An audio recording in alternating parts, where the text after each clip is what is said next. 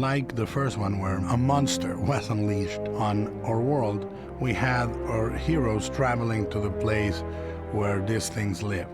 Even though the fairies in this film are the bad guys, you still see the beauty of that world, which is something Guillermo did wonderfully in Pan's Labyrinth. That fairy tale world, he shared the dangers and the beauty of that world. The depth of his accumulated knowledge based on this voracious curiosity to read anything and everything about why people need to tell stories is what sets him apart from just a guy who's making movies. I spent a lot of time whispering in Guillermo's ear, remember, this is your follow-up to Pan's Labyrinth. You can't let people think Pan was a fluke. The challenge was to try to make the movie the size we wanted on the budget we had. Because obviously, the budget is big, but it's not as big as some of the gigantic summer movies. So trying to make it look as big, if not bigger, than those movies within that budget, that was a challenge. The movie's considerably bigger, but he's kept it anchored in character and story. And the fairies chatting, and transmitting it. John? It seems like a little friend here remembers market sounds and voices. Very nice. I don't think you could have a better choice than Guillermo for this material, and he did a great job on the first one, and he understands the product. Guillermo's interested in parables. He's interested in parallel universes, and he's interested in telling a story in a fantastical world. I'd rather you take the beat up front, than in the middle. Okay, sir. Let's go. He's a little boy with this humongous imagination. He has a way of being able to help people go back to being children. This kind of unbelievable creativity and the things he creates and creatures he creates and stories. On the other side is this absolute knowledge and understanding of what he's doing. There's no guesswork whatsoever. This is certainly stranger than other comic book films. Gentlemen, welcome to Troll Market. This movie is so full of memorable locations, places where you turn a corner and you go, oh my God, I've never seen that before. This is really epic in scope. The worlds that they travel through are truly epic and mythic. By comparison, the first movie had a few sets, big sets, but very few, and this one is, I think, all of it, set construction. We spent 3 times as much money building sets, so everything has just gotten blown out. It's amazing, the sets in this film. It's everything, it's all built. It feels like Guillermo wants to see his vision and he wants to be in control of that idea and that vision and creating these incredible sets. I mean, I would take my little bike and I would go from set to set to set. It was huge.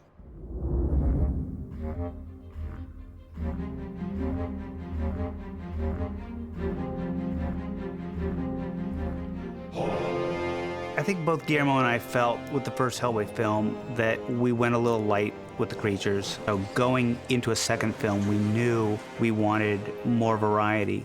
Every single image that you see in the film, every single creature that you see sprung from his imagination. The thing is with both Mike Mignola and Guillermo is that they go back and forth and they just allow themselves to dream, essentially, and the two of them have a relationship where their dreams somehow manifest themselves exponentially when they're in the room together, so there's just no stopping the insanity.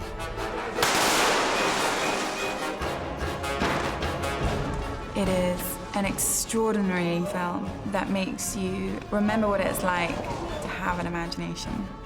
This is why I got into it. I mean, you know, this is Hamlet and King Lear and all those things, you know, rolled into one. A great story, just sets and ideas and creatures have come to life actually three-dimensionally that I've never seen before, even in my wildest dreams. I think the set pieces are more varied, the creatures are more varied, they're funnier, the fights are very different one from another. So all in all, there are much more flavors, different flavors in this movie than in the first one. You'll laugh, you'll cry, you'll wet your pants.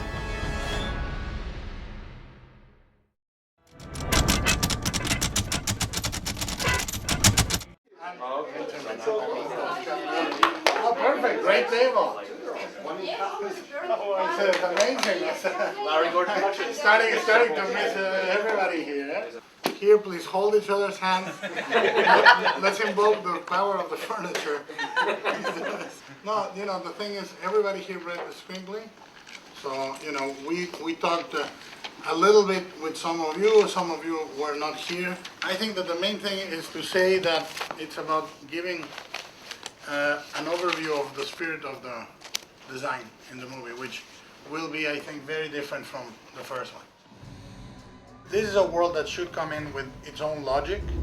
So when you design a creature, all I want to feel is that this creature exists somewhere. I want to emphasize on the design of the creatures is except when you want to go all for movement, keep them, the silhouette and all that, keep it elegant and simple, you know. Because a lot of them are going to be there very briefly, make an impression and leave. I want very much for Mike to be involved in doing his take on some of the creatures when we talk. That will be used as a springboard or as a placeholder until you guys come up with something better than that. You know, I think that most of the time you have an idea of what a troll is, what an ogre looks like, what a goblin looks like, and all that kind of stuff. And what I want to do is avoid that at all costs. Create creatures that you feel are beautiful and attractive, and this is the spirit that was there when we went and did Pan's Labyrinth for very little money, but the designs were new. We can have blue screen pieces that we then erased. For example, if we take this beautifully designed human shape, but a creature that, like Abe, we spread the eyes apart, you know, we put the ears over here, and we keep the actor's mouth and nose, and we need to erase the top, but we change the geometry of that guy. I'm all for it. We did that with the legs of the pale man on Pants, and it looks really just eerie and creepy. So if it's about removal, removal is pretty cheap for a creature that is going to be 3-4 pages there. So I urge you to read the screenplay, for example, and say, what can I do in this type of situation, maximizing the impact of that guy. The only other rule is no aliens. You know, nothing that resembles something that would be remotely sci-fi. It has to have personality, it has to have a stance and a sense of fantasy that is not reminiscent of sci-fi type of things, you know. These creatures are creatures that are surviving in the sewers. So they're not at the optimum. The coloring of these creatures, we need to take this in account.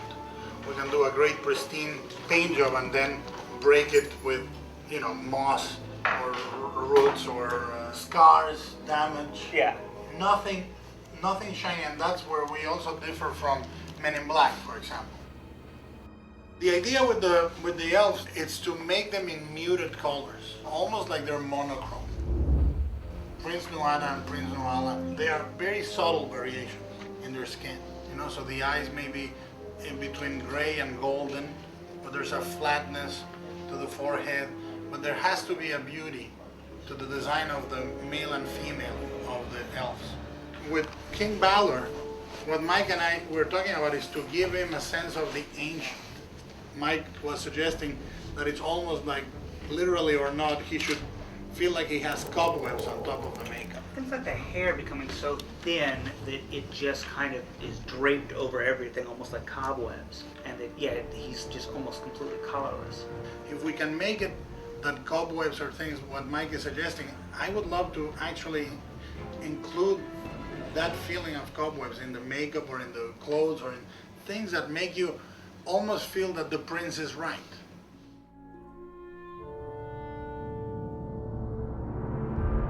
You know, Mike's idea with Wink, he's muscle, and we should really show him, you know, he's missing a hand, and the idea is to, his hand would be kind of Hellboyish in the sense that it should be a simple shape that he then closes and it becomes a maze, and of course the spikes pop out. I was actually thinking the idea of actually this guy being kind of this pale gray and darken as it goes down, so you've got that kind of horrible effect, almost like his arms are burnt, and that hand that turns into a maze.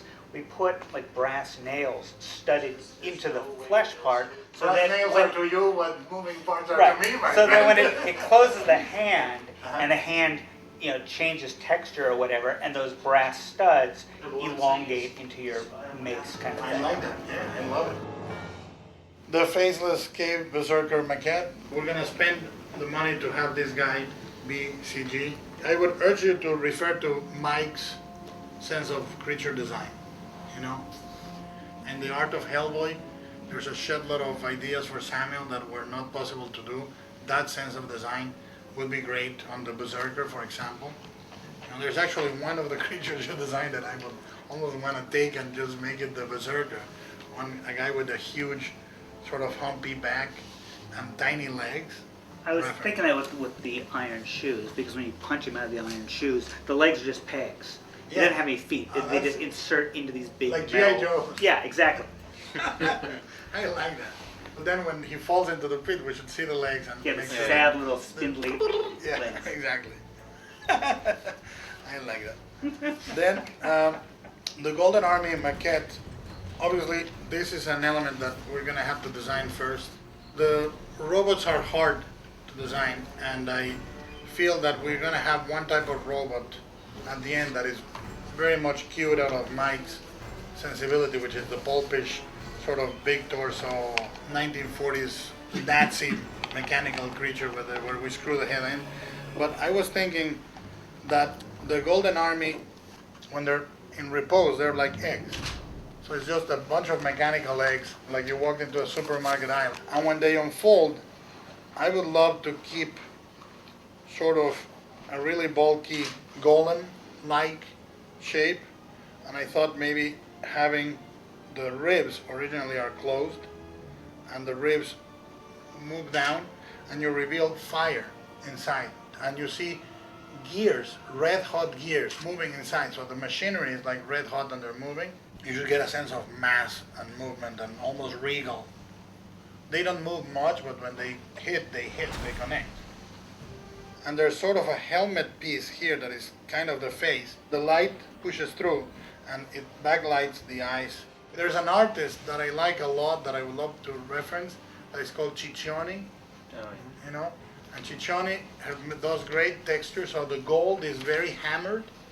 It's not shiny, Christmas ornament. It's really like hammered, almost old gold. It feels very foundry made. They're not shiny surfaces. They're very pummeled and damaged. Yeah. I think that's the sensibility I would love to have. Then we go to the elemental maquette. The idea with the elemental is really cool, but it's very difficult because it's always changing. When it reaches out, the leg elongated, and when it moves, it leaves the body behind. It's like it's reforesting the city as it moves. Then we come to the Angel of Death, which is an insane creature with eyes on the wings. What I was thinking is that the idea would be to make a very long face that is almost like skin is hanging loose, and the jaw, not the lips, but the jaw could be eccentric. So it's really like a dislocated jaw talking, and make the eyes like that favorite of mine, a sphincter. So the eyes would grow and dilate and close, but there will be no eyes inside. But the only color is in the eyes and the wings. And the wings. Peacock. Yeah. And those eyes should blink. Yeah, those are gonna blink, but that will be digital. Right. We'll do the wings for the overs, but when you see them from the front, they will be digital. And the idea for the arms is to make them very, very thin. Don't think linearly. It's a very spindly creature. If like the Baba Yaga leg, you want to go wooden, or if you want to go make them sort of branch-like, or you want to make them super skinny to an impossible point, I'm all for going to places that feel organic to the design, but they don't necessarily make sense. Any questions? No one has any questions after reading the fucking screenplay? Nothing. I love you guys.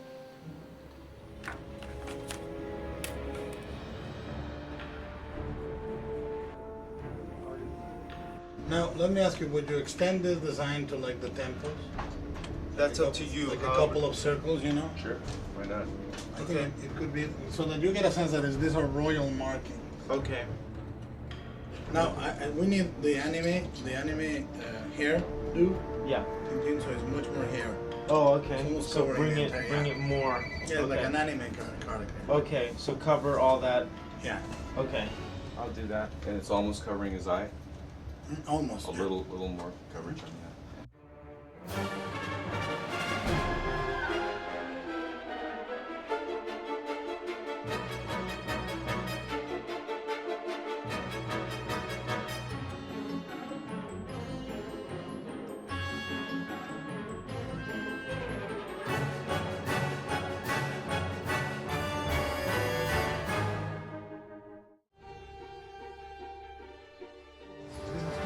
It's too bulbous, like a little flatter.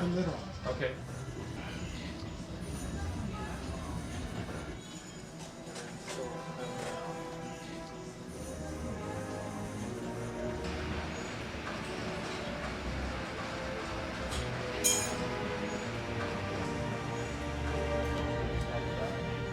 Yeah, you could. Just pulling the nose up like that only works so much. I still like the flatness of this. I don't want to fuck with this, but I don't want to make him. I think it's about bringing this diagonal. More forward, yeah. You know, what I think would be cool is if we design like a funnel structure, and you actually articulate like with a steel plate this. You know, because that is gonna give you the illusion that he's really all gas. Because right now, what I love about the Mignola design that this guy does really well is that the arms are curvy. You know, this is more the way he should look. But I think this looks too much like an astronaut suit. You know, and I think that it may be the thing to do to use this form of vest and belt, and we can hide a lot of mechanics here. And do only the scape thing on top of the vest and this little thing on the back.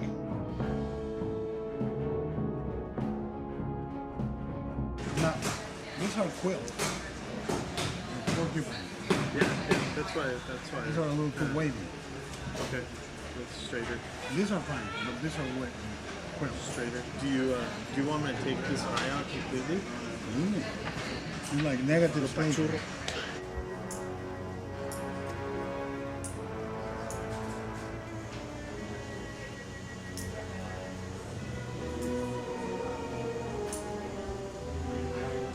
I like this. Yeah, that's what I was saying. Like the hands could be kind of extended, almost like talons, you know, and stuff. The demon stuff, like you were talking about, where there's like a lion on someone's knee or something like that. You know, it's like there's like a face motif, like within Which is the cool, thing. but you know what?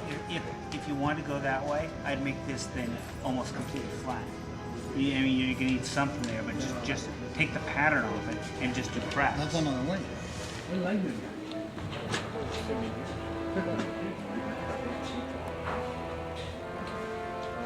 Brian's head is Brian's head, yeah, is about here. With this.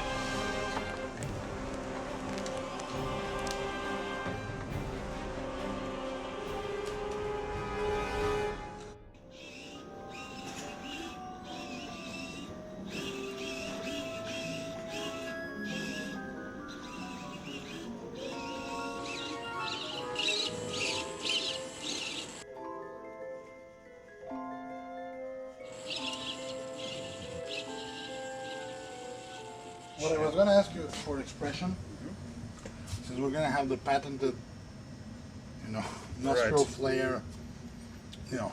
Yeah, right. I was thinking if we could put a couple of bladders here, plays like a bull, but that also goes with the mouth. Is, you know, so we can have one like ready to fight. Cool.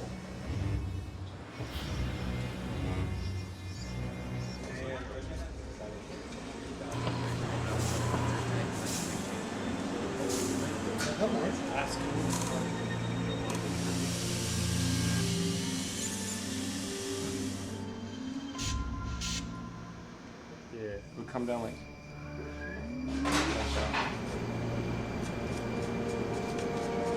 Would you originally do any CG wings and nothing at all? Forget about it. There's no. Yeah, so it's all fully practical. Yeah. So we need to go from them being open, they're closing. Well, the problem is the mechanical eyes, right? Yeah. Yeah.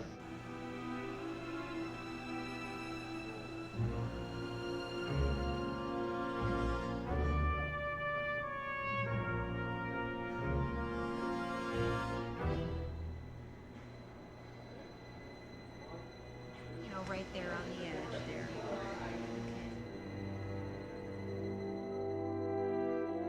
And it will work with a robe hiding his arms. Yeah, we've already prototyped Black Cape, and it's actually okay.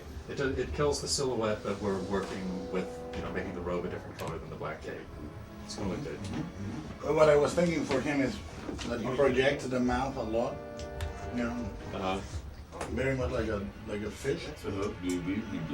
Yeah. So Okay, I got you. Like an English, the exaggeration of an English. Oh yes. Ooh, yes. Absolutely. It's a room for prince and peasants. Oh, yes, Your Highness. Sure. Oh, yeah, okay, yeah. Allow me to kiss your eyes, Your Majesty. Open eye can't come in, doggy. Okay. Yeah, well, the only problem I see in the sculpt is if you have it like this and it's attached like that, and you raise your head a little bit, you know, this needed maybe to curve a little more. Yeah. Or make a third jowl. We can extend it. We can make something else to supplement this. You should make maybe a third jowl that is all, you know, so he can have a jiggly big one. Right.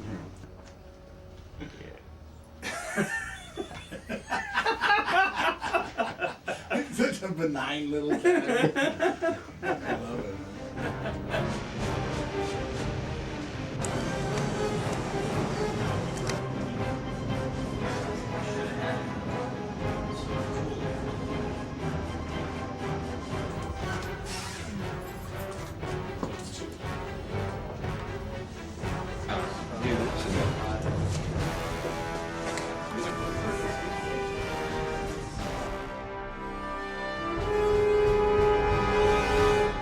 The idea is to go more surreal. You know, we don't want to do stuff that you feel you've seen. It's about what we can do with not so much money, but with a lot of creativity in doing and applying those things, you know, because I really think this movie could be a difference, could make a difference in the way the creatures are designed.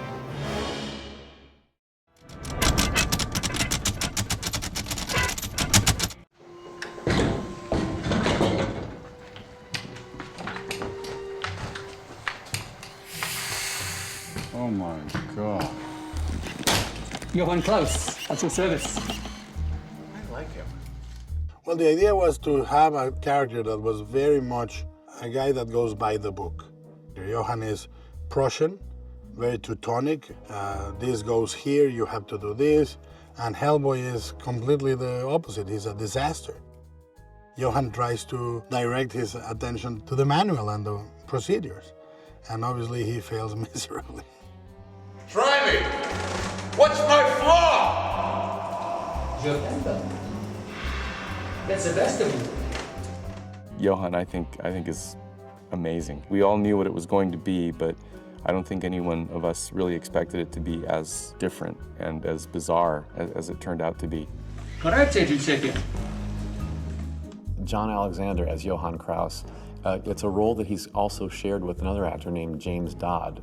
Spectral Motion have done a great job on the costume, but it is a very, very cumbersome costume to wear, which automatically limits your movement. And then, of course, to hide myself in the actual helmet itself without the helmet appearing too enormous, they've lifted everything up so it's actually taller than me. I think he ends up about 6 foot, and I'm 5'7". The design of Johan, it was pretty much a regular, like a workman's sort of suit, and a dome, quite heavy, very limited vision.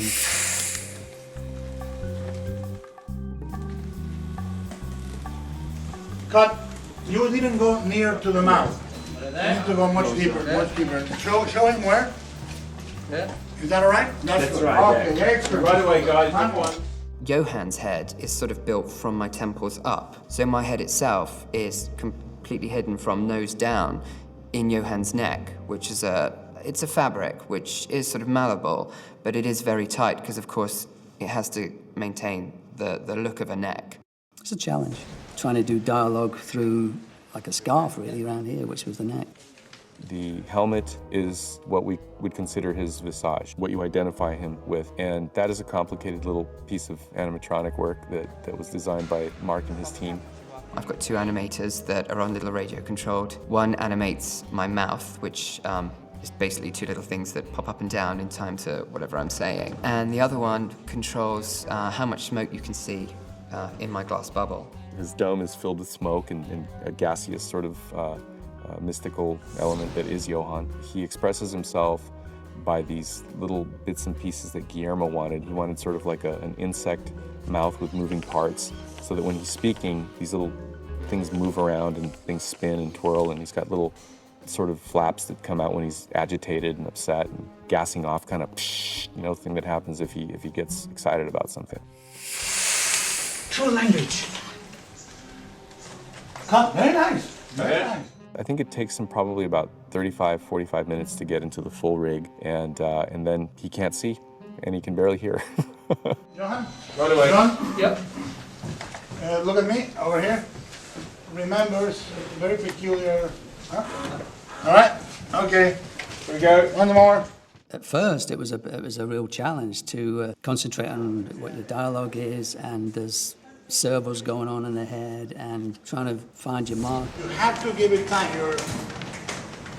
You're such an effort of doing the thing or saying the line that is trampling over the scene. So wait for my instruction, John, Ron, and then once you have the second vowel on this, you turn around and go, okay? I did quite a few things with Abe, Doug's character, and his vision is pretty limited as well. So we keep getting props. So we're exchanging a lot of stuff that 2 guys that can't see are exchanging stuff, and it's a challenge. You know, imagine, take your time, John.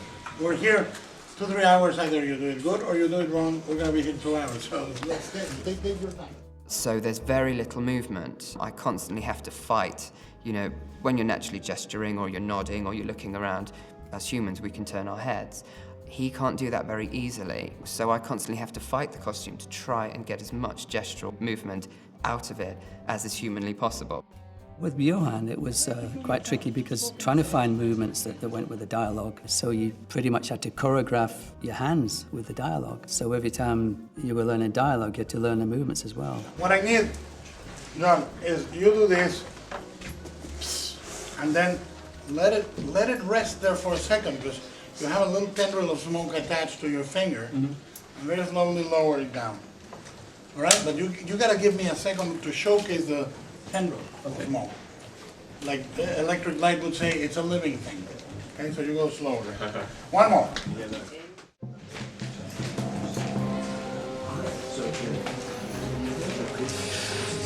going to be on all 4. Yeah. From behind, turning wherever you want from behind. Okay, that was great. Yeah, 13 is the best. With Guillermo, he has in his mind what the character's going to be doing in that particular scene. So you have to approach a scene with an open mind.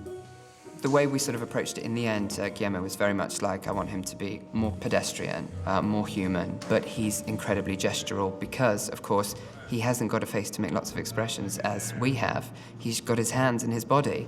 That's what Guillermo del Toro brings out in the characters. That human element just gives that extra believability.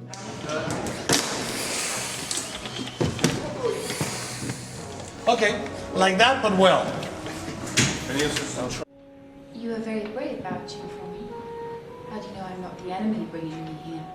This whole story of Hellboy 2 really hinges on what was created in the underworld and how there's a Prince Nuada who's come to reclaim the glory of their world, and he's united in feeling and in physicality with his twin sister, Princess Nuala. The princess was very hard to find. We needed an actress that looked otherworldly and talked and behaved like royalty, but not in a smug way, but that she seemed so exquisitely fragile and exquisitely raised, delicate. She exuded royalty without having to have an attitude. We're twins. Even as children, a link has bound us, one to the other. The brother and the sister, they are literally opposite sides of the coin. The prince and princess represent sort of one person who is divided by their conscience. She is everything he isn't. You know, she's sensitive and kind and has empathy, and the prince is really sinister. It's his decision to come into this world and unleash the terrors that he has at his beck and call to force us into action, to fight against him. Behind you! As much as his sister is very honorable, as is he. You know, he was at war with his father. He wasn't in kindergarten, you know, learning how to put blocks and things. He was on the back of a horse learning how to fight. I don't know that we consciously wrote that character with him in mind, but it became very clear very quickly that Luke was the guy to play that part. We knew he could bring the weight and the emotion to that character and the sympathy to that character, and still the toughness that character needed to have. You may have mused in the past. Am I mortal?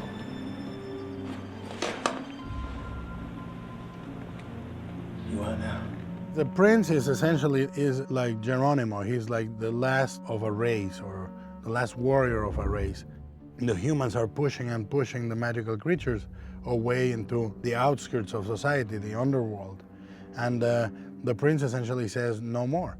His intention is very clearly to wage war and to balance the scales, but to get there as smoothly and as quickly without as much pomp and ceremony as possible.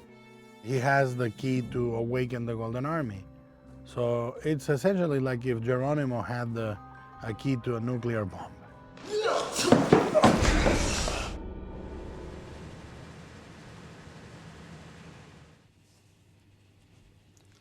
4:15 a.m. We normally get here about 2:45. And Javier, he was filming this.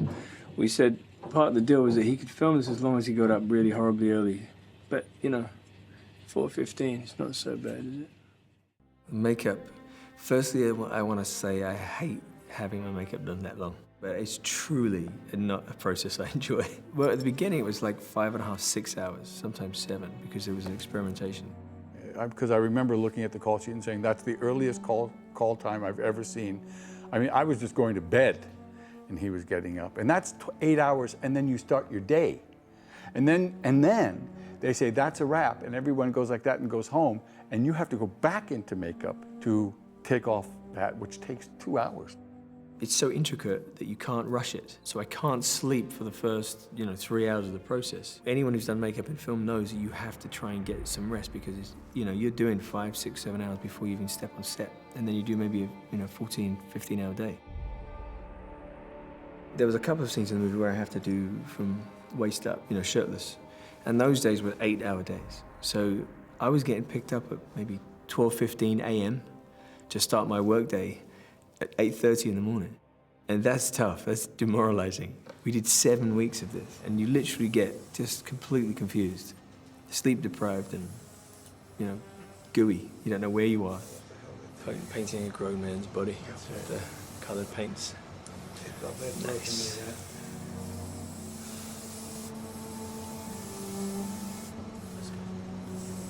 The thing about Hellboy is that you can see they put everything on a running track. What they do quite seriously is we can train, which I do. I get here at, 2, 3 in the morning, and I run. You didn't see it, but I jump out and I run this track. It's very considerate of the producers.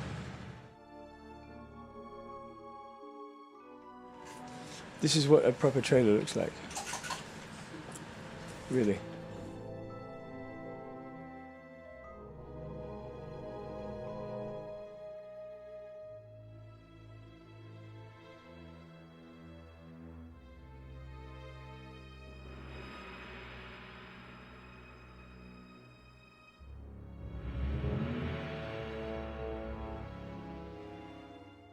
So when you're finished, you forget about the process. But 1 minute before you sit in that chair, knowing what's ahead of you can sometimes be a little daunting, to say the least.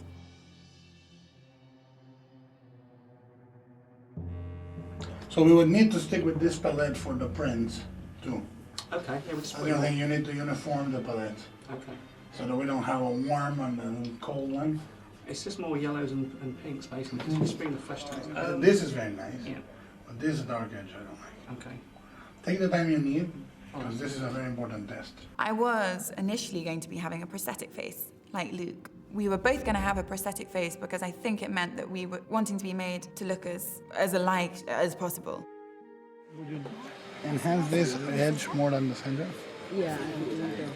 No, so if you do that with like an angle, even if it blushes out, almost like Japanese hair brushing. A definite kind of thing. Yeah, like a Japanese. It's her makeup. Yeah.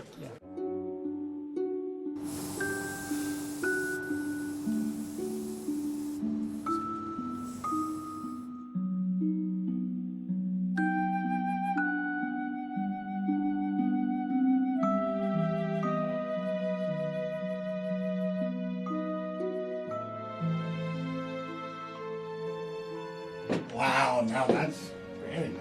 I feel quite pretty now. Yeah, you do look pretty. I mean, that's very nice.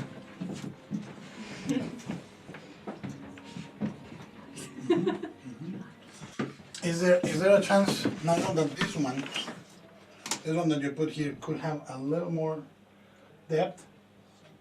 Tonally? Darker colour. This thing. Yeah, just a little trim. Sure, so it's a definite line, you know? Yeah, but like this, like what you did, exactly. She was too spooky before. She looked like Bride of Marilyn Manson. She's pretty now, isn't she? She's pretty and spooky. Still spooky. So I think the idea was with the prosthetic pieces that they'd slightly manipulate our features to make them similar. And then it just didn't really work out for me. Luke still has his, and it works for him. He looks ravaged, and it means that he can have indents in his face that makes him look worn and sort of war-ravaged.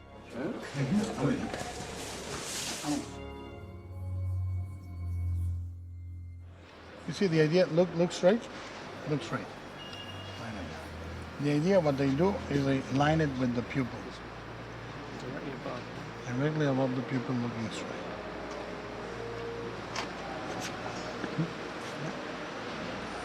Look straight. Straight head.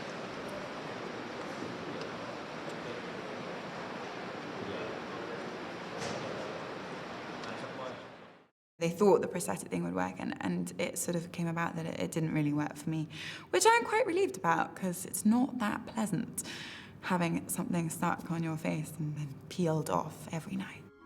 That's a good correction. How did you do it? Magic, I think it can come a bit lower, but without it getting too lopsided. There's definitely more material that side than this side, but maybe we can come in from underneath.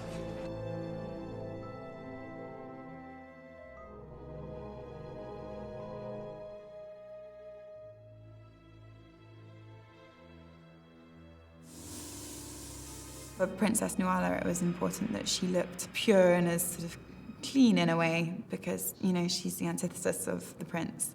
She looks good now. Before she looked like a hemorrhoid with raccoon eyes. That's so gorgeous. I'm glad you're talking about the piece. Now you look beautiful. Therefore I can say it. The princess can sometimes look very beautiful, but then also sometimes look quite frightening, which I think is great. I think that's exactly how it should be, because it's otherworldly, and if it just looked beautiful, then I think it would be too modern in a way. It has to be more than that, and I think an element of danger is good. This is the third time we've done this scene. When's the last time? Oh, I hope so. I really hope so. I thought it was going to be the last thing we shot.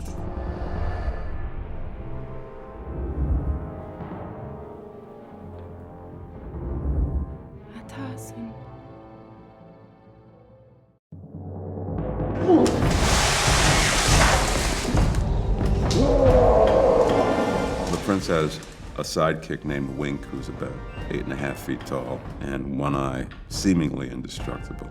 Truly badass. Truly badass. Oh my God.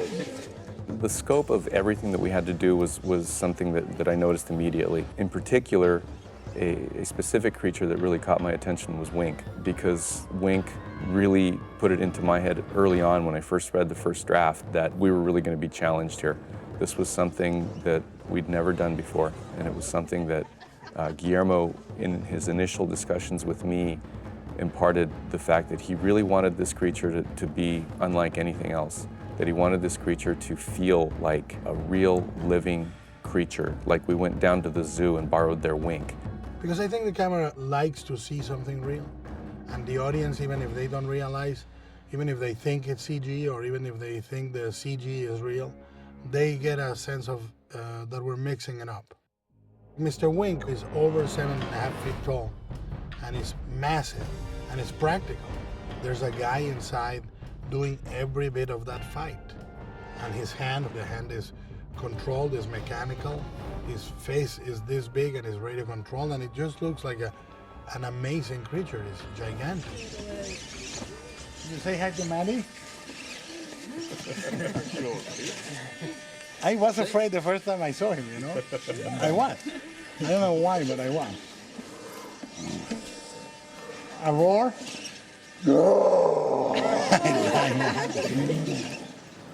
For me, the design process starts with reading the script and looking at the concept designs that Guillermo has come up with some of our concept artists. I look at those, and I try to start to get a sense of what kind of expressions it's going to have to make, and I break those down into what parts of the face are going to move, how they're going to move.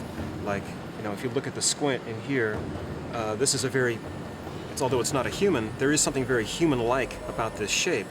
So the squinting action gives it a kind of a human emotion, and that's something that is a mechanism, cables and levers, that are imitating the way real flesh moves. So although, of course, we use anatomy as a reference, it's not something that we can really rely on when we're designing a mechanism, because we're working with servos and levers and things like that. But we use it as a guide. And I remember my reaction when I first saw the animatronic head. I was like, I saw footage of the animatronic head, and I thought it was a CG test. I thought it was just, computer graphic test. And it wasn't. It was just a video camera taping the animatronic head. And I was like, this is ridiculous. It's so fluid and real and alive. Blinks, nostrils, like snarling its teeth, moving its mouth and lips. I'm like, it's insane. I think the team really came through, and the biggest challenge turned out to be one of our biggest successes.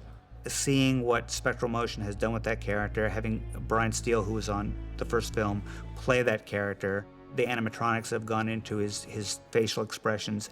It's the best creature face I've ever seen as far as performance goes.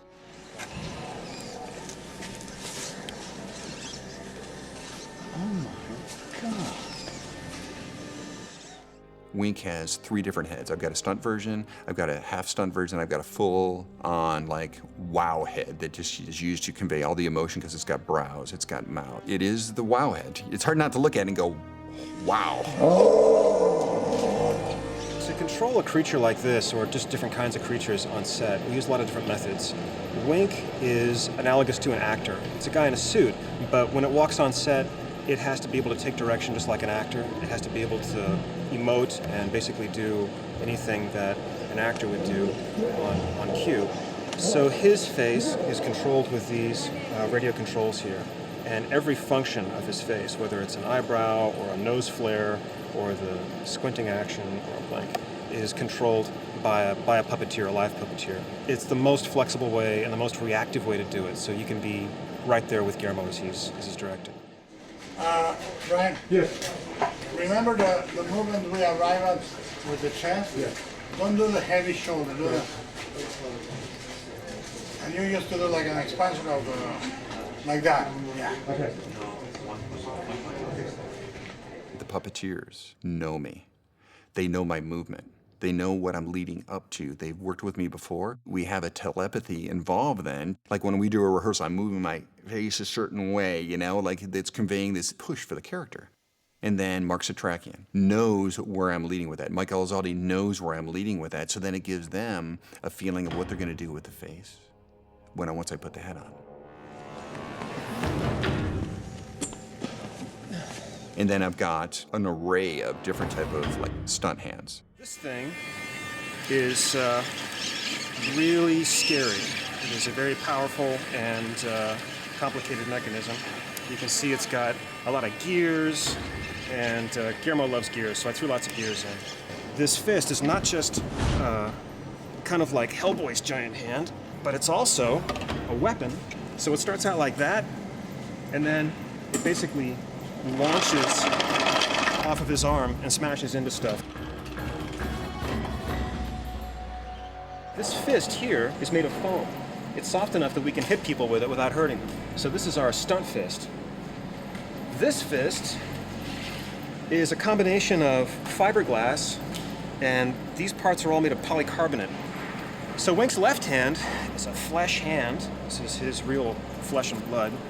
And this is worn like a glove, and there's actually a mechanism inside so that the actor, Brian Steele, can work the wrist, and he can work the fingers, and he can grapple with it. He can, turn it into a fist and punch. It's also very tough. The mechanism can flex and bend, so when he's doing stunts, he's grappling with people. He can do that and it won't break. Very important.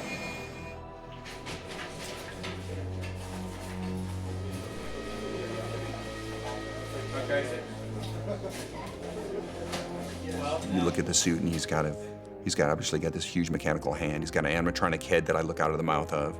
I'm on 9-inch leg lifts, and the suit itself weighs about 130 pounds. That's huge. If you've ever had to carry a bag that weighs 100 pounds, it's not an easy thing to do. And he has to wear that for hours on end. He's a very unique individual. He's very durable and never complains. If Brian Steele doesn't complain, I don't complain. Because I watched him wear more weight and make things happen magically on film in these characters that he played. None of us have anything to complain about if Brian Steele's around. Wink time. From start to finish, I can get in the Wink suit in a little less than 45 minutes. And I can get in and out of it at lunch if I have to, and cool down. Because the suit, like I said, weighs a little over 130 pounds. But the heat involved, the heat that's generated in carrying that weight around, can become quite exhausting. The effort he goes through just to make this character walk is just amazing, yet let alone fight. And you'll see it on the screen, just how well he portrays it, this character. And it's all due to the preparation he's taken, the bike riding, the running, he's constantly training.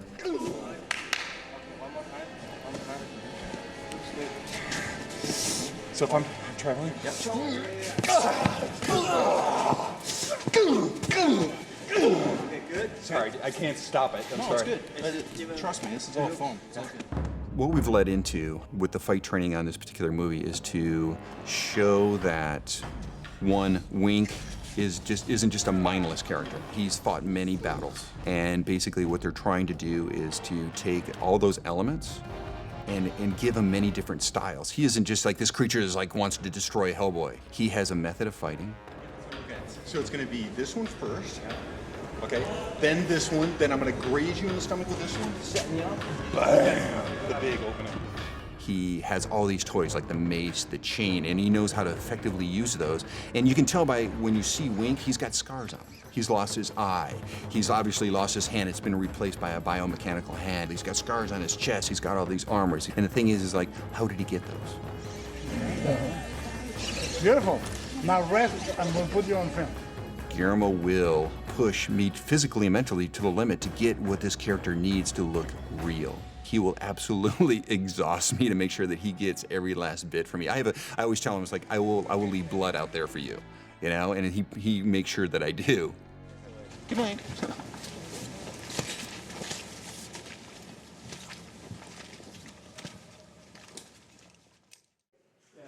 We do it because we from the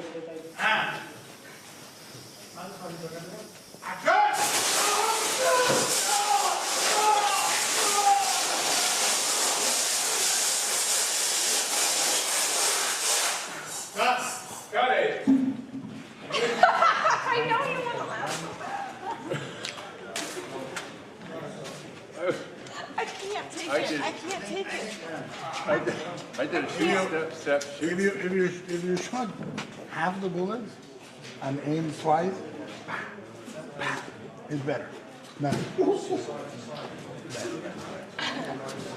So excited. I want to die right now.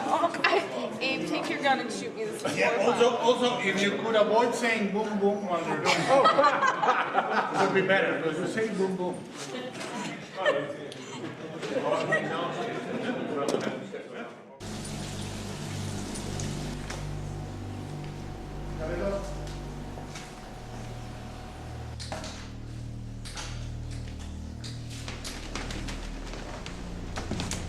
Red, we have company.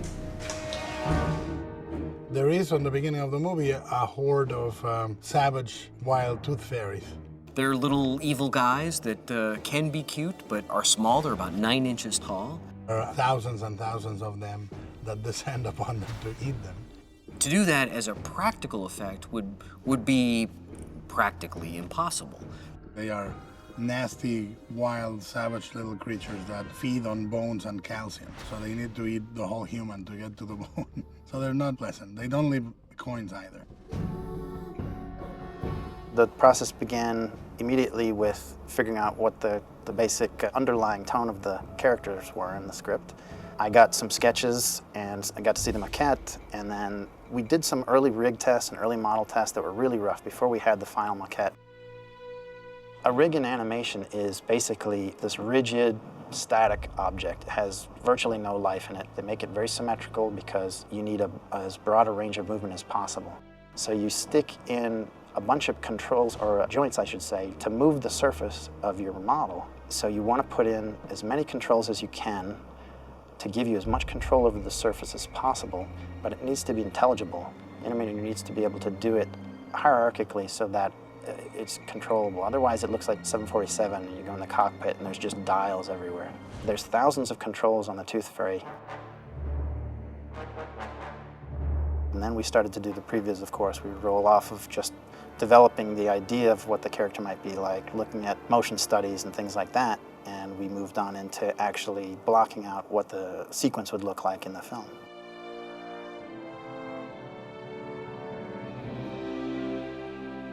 The number of folks that we have on set at any given time varies based on the sequences that we're filming. Say the Tooth Fairy sequence. We bring out the animation director for that scene, myself, a number of folks that take care of making sure our camera data is accurately recorded. There's a lot of auxiliary information that we need to be able to do our work later that we need to gather on set and just keep organized. Guillermo is one of the first directors I've worked with who really gets that, and he felt it was very important to have me there and to have other animators there so that he could really convey what he was after and ensure that the level of performance was going to match what he had imagined. We're on set with Guillermo almost every day. There's not a day that goes by without visual effects being involved in some aspect of the photography.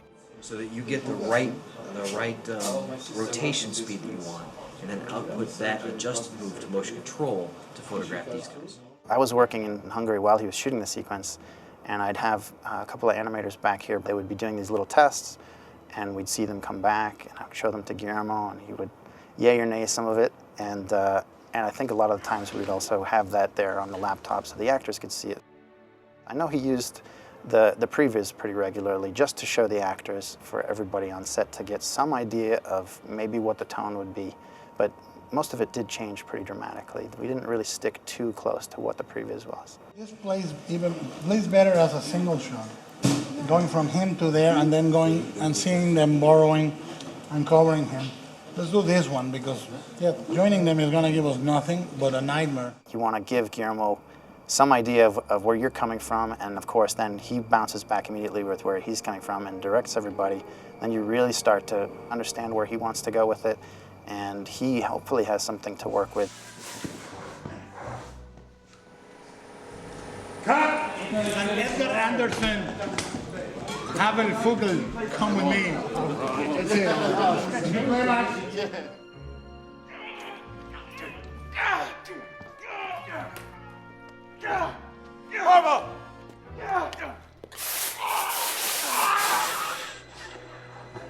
I like it.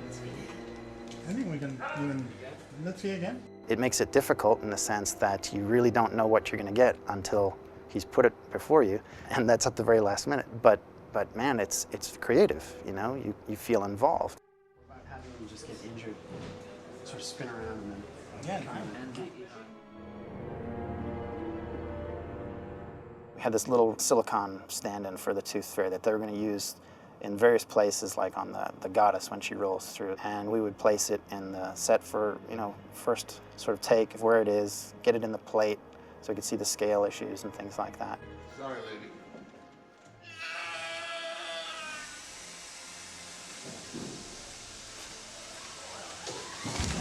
We help Guillermo decide what the best way will be to film his live characters if they need to interact with something that's completely synthetic and just not there on the set. The disadvantage of having things in CG only are the interaction for the actors. If there's nothing there for you to react to, then it's really up to the actors to sell the fact that there's a character there that you have to respond to, and it certainly makes things much more challenging, I think, for all of the departments if there's nothing there that's going to represent an effect that or a character that is just added in post.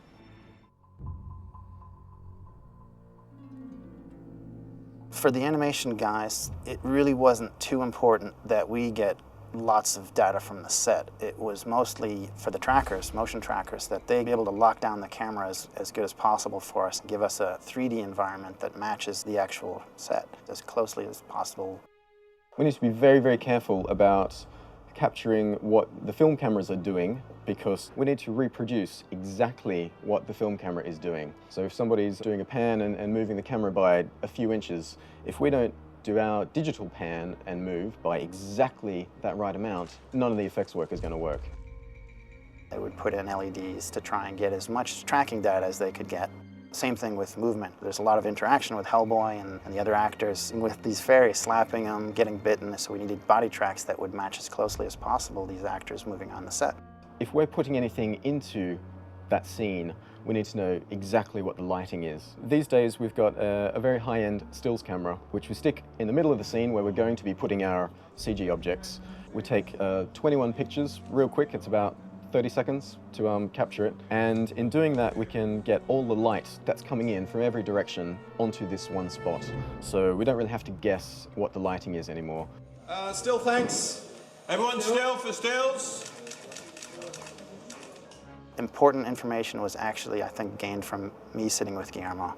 As soon as he heard you had a question, he was ready to hear it and to give you all the feedback you needed. He was never short on descriptive, adjectives for what the performance needed to be and what he was looking for. That's pretty rare, I think, when you're working in visual effects.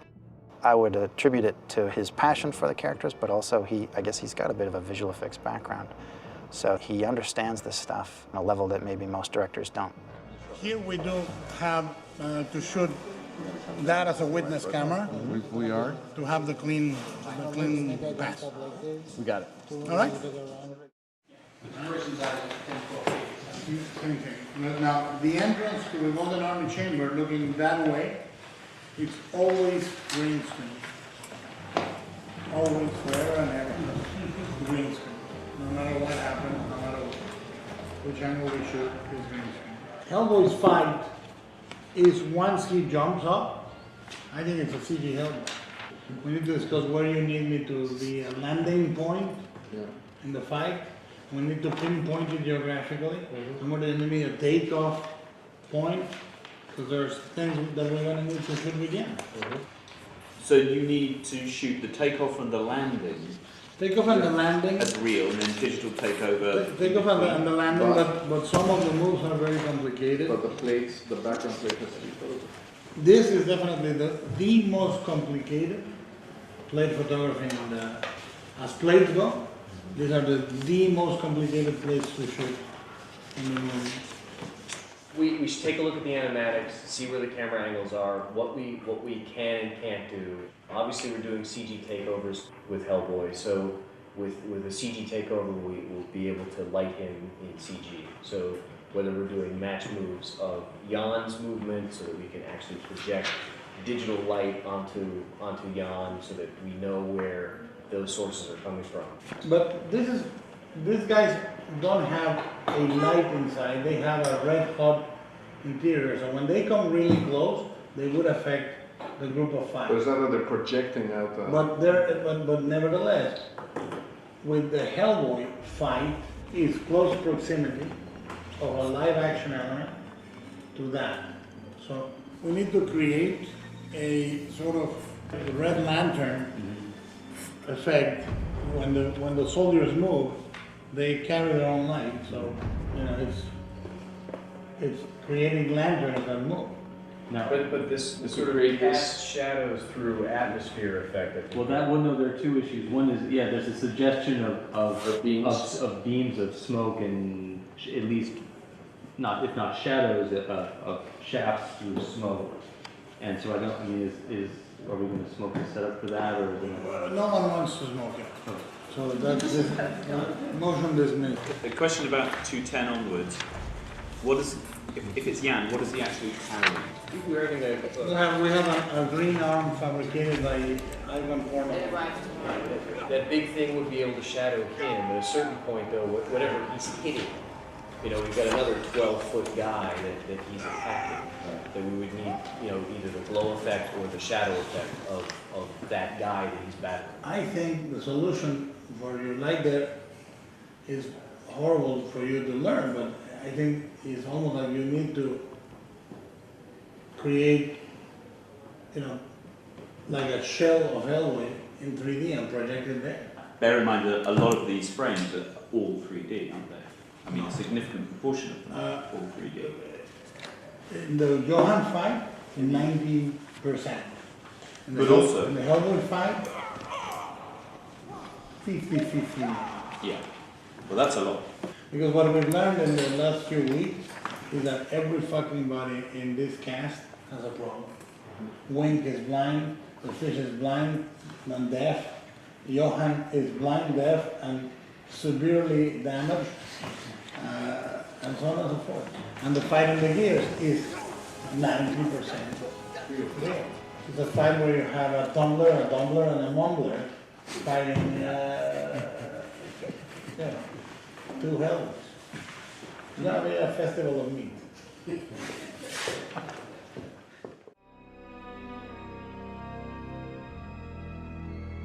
There's a number of sequences here in the Golden Army Chamber. The CG aspect of these sequences is Golden Army versus either Hellboy or when Johan takes over one of these mechanical guys and goes to battle against the same type of robot. 99% of that will be synthetic.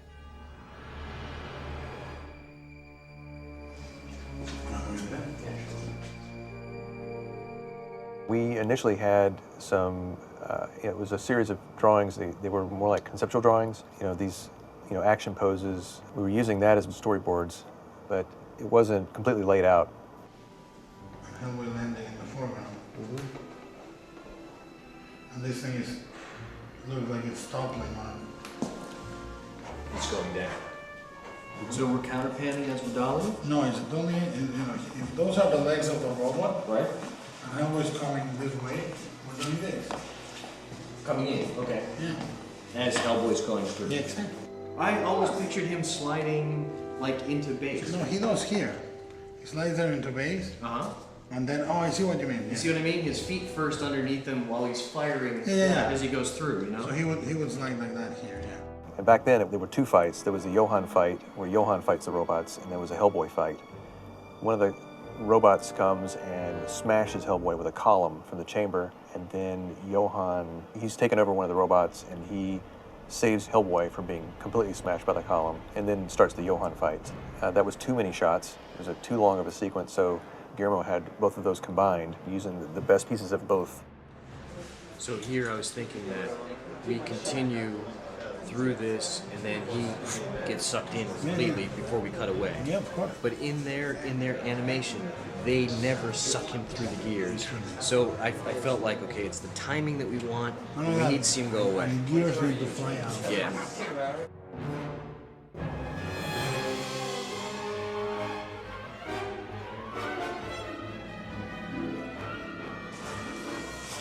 And this, I think we could do on the move if you want to do that as he's moving through the space.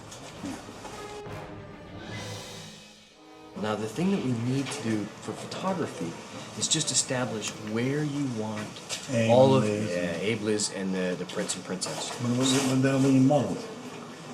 Well, we'll shoot photography of them. I understand. So that we can just put them on cards in 3D and hopefully not have to make them in 3D.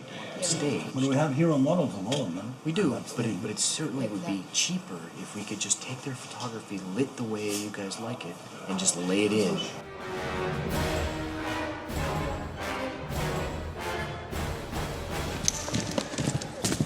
I was out there basically for the duration of the Golden Army shoot. It was a pretty hair-raising experience, really, because when we went out there had been no approved storyboards for the whole sequence. So does Hellboy maybe save Johan and with the end of the Odyssey shot? Because it seems like they're all ending up in the same place. So maybe Johan's fighting and one of the guys is about to pound him, and then Hellboy comes in and slams the arm That into would need him. an extra plate, but maybe we can do it.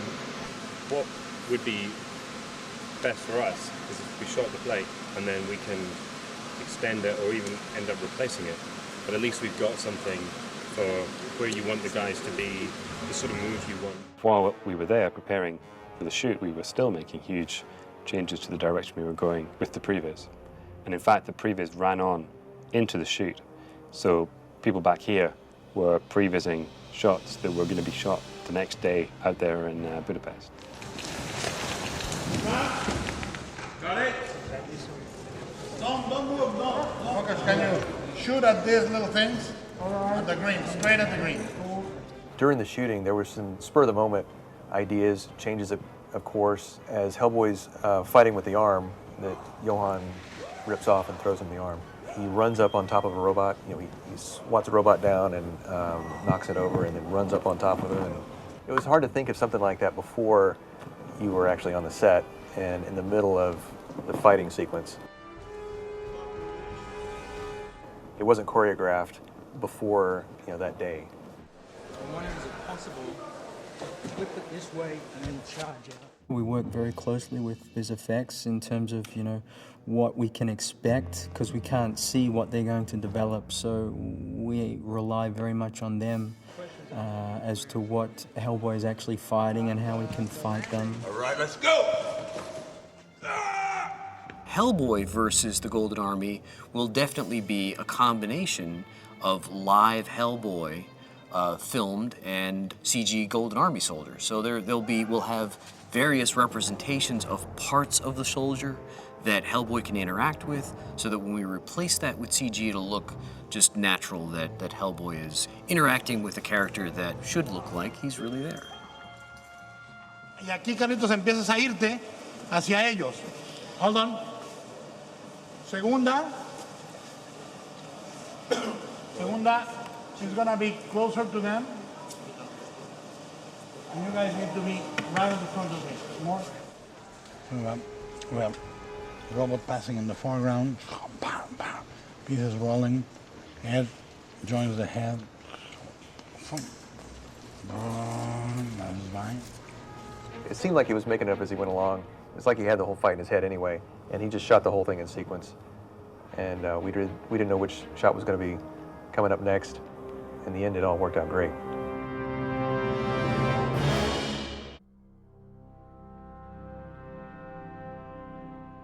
One of the biggest challenges was just trying to find out what the first movie had and how closely we had to actually stick to that, because obviously there is a continuity, and that was really tricky. It's difficult creating new things, but having to follow from the first movie was very difficult and quite daunting. I mean, obviously some of the stuff was already set, although we have kind of moved things around a bit from the first movie. Very good. Working with Guillermo was a big appeal. He's just so full of ideas and really pushes you further by the fact that he's got so many ideas, and you know, you can really have a discussion with him about where things are going. Sammy. When I first met him, he did show me a lot of reference of stuff that had already been conceived, and he's so visual. He knew where he wanted various things to go, which is great because you know, you've got somewhere to pull from. More here. Here. So you want it? He certainly has given me the opportunity to come up with things, and he gave me a big basis of colour and shapes and background places from where to research from. From those creature things, I took elements of those into the characters that I had to design. I can't shoot yet. I haven't finished my bottle of water. I don't know what to do with it. Ron is fabulous. Obviously, because I wasn't on the first movie, he really helped me a lot with where the costumes were and what problems they had before and how we could try and solve them. We didn't actually have any of his clothes from the first movie to work from, so we had to recreate everything from scratch. There were certain things that Guillermo wanted changing. Hellboy, he wanted the coat to be much lighter, because in the first movie it was leather and it really did weigh a ton, and it was very problematic for the stunts. So we made a canvas version. We also changed the shape of it to be heavier at the bottom, so it kind of moved more elegantly. We changed his boots. We made his boots have a sort of idea that there could be a cloven hoof. So there's a little line running down the centre of the toe, and it's much more rounded. Basically more animal-like, but very subliminally. Much better than the first one when you were floating in the tank. Abe's costumes have changed quite a bit. We decided to use a fabric which is something that dry suits are made out of. It's like a matte rubber with a kind of stretchy backing. And then also Guillermo gave me a drawing that he'd done of the body shape. He wanted for Abe to actually look like the costume was actually almost sprayed onto him, so you could almost see muscle definition through the rubber. Quite difficult to replicate from his naked body into the clothing, because we've had to actually build the muscles into the actual item. So it was much more difficult than just making a wetsuit top. He wanted him in long trousers and short trousers. And then there's all the valves on top and everything. His clothing has changed drastically, I think. It was really fun to do, to kind of work out how we were going to make it look like this fabric was just sprayed onto his muscles. Selma is fabulous. When I've worked with smaller actresses in the past, it's sometimes quite difficult to kind of get the proportions right, but she's completely in proportion, and everything we put on her fitted like a dream, and she just wears it so fantastically. Really, went with everything I offered up. I think we sort of made her a bit more edgy, sort of much more ready for action, really. The feminine side has kind of really played down a lot. We've made a really strong silhouette, so you really see her body, and it's not so kind of covered up. To give her a bit of a funkier look. And I think she looks quite cool, actually. You are here, so I assume you bought the remaining piece. I think the Prince and Princess costumes probably have been the most enjoyable and the biggest challenge, because I was sort of given the opportunity to create these two characters who are so masculine and feminine and have a link. I'd call Guillermo and say, you better be making her costume lumpy.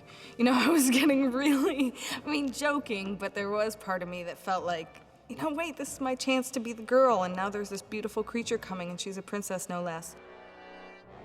I think quite a few movies I've been trying to get dresses that are ombre into, which is where you grade the colour from one to the other, and all her costumes are ombre, which is so fantastic to achieve, because it's a really difficult process to get right.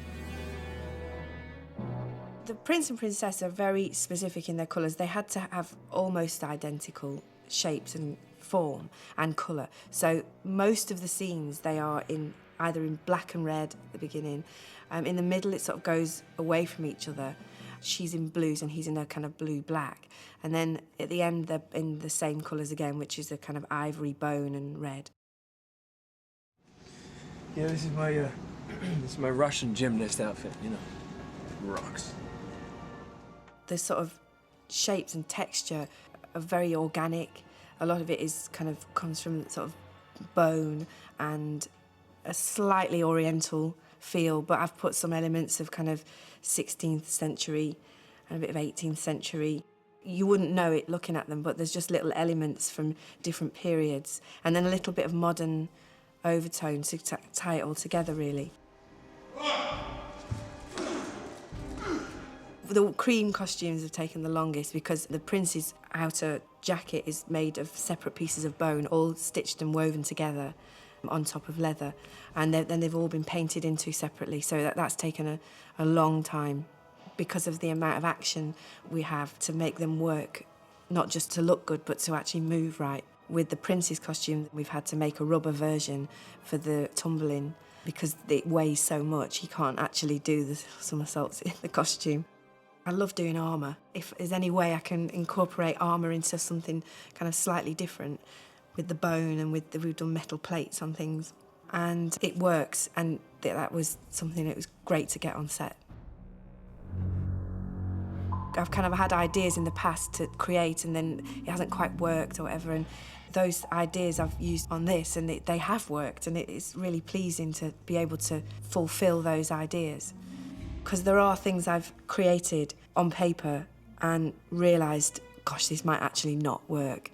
Like the Golden Army Chamber, I was really, really worried going with cream costumes, but we've really painted into them and stuff, and actually it just so works. It's such a strong look against the set. I find myself, on this film particularly, on my hands and knees, lacing people into boots, because I'm really particular about how things are placed on the body. You know, it's really important that where things are placed work for the actor. Otherwise, it just looks all wrong. So I can get quite pedantic about that. It's such a massive movie. There's so many different aspects to the design of it. It's a great movie as a costume designer to be part of.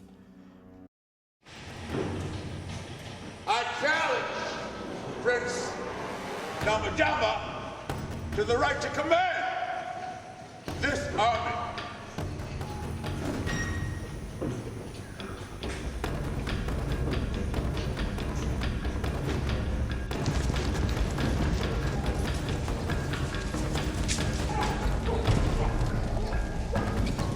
What we tried to do is to give each fight its personality.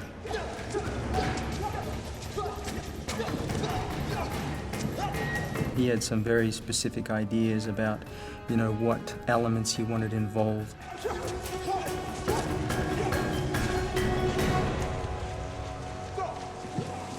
You need to pull him fast. Yeah, we will. Or at the very least, Vin needs to stop doing We this. should see when it's speed. Yeah. Okay. So this will be slow. And then this will be fast. That will be faster. Much faster. Does he want to speed?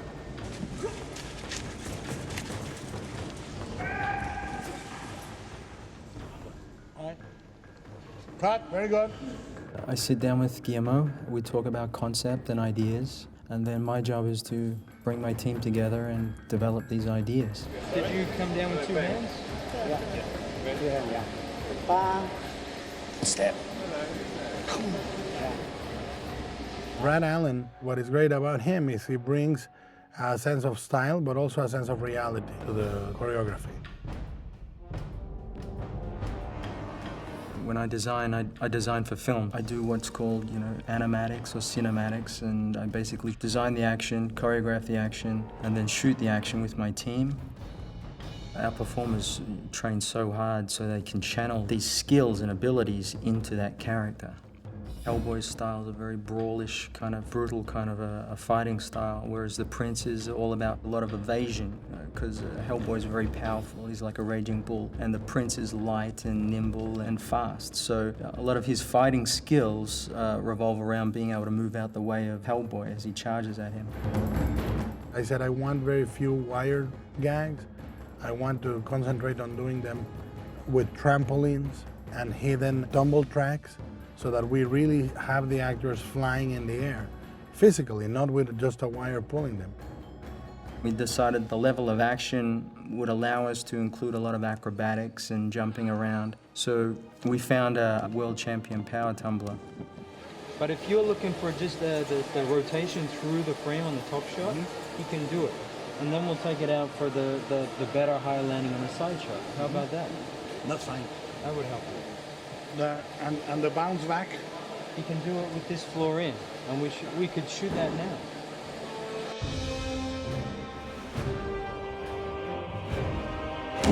It's a very new technique. I don't think I've ever seen a grand fight stage with trampoline. But it's very difficult too, because the landing is the landing. If you don't land well, there's no wire holding you. You're gonna have a very serious accident. We went through a huge, very steep learning curve in terms of dealing with the heavy prosthetics. At some points in the film, Hellboy is weighing in and above 240 pounds, and inside all that prosthetics and the costume, I've got like 160-pound man with all of that extra weight on top of him, and I'm asking him to do some crazy stunts and jumping around.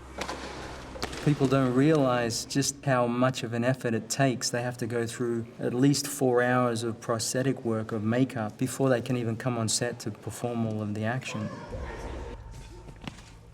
And we do have some lightweight shoes, and the costume department is fantastic in terms of adding anything we need. But still, you can't get around the fact that we need to present Hellboy on screen.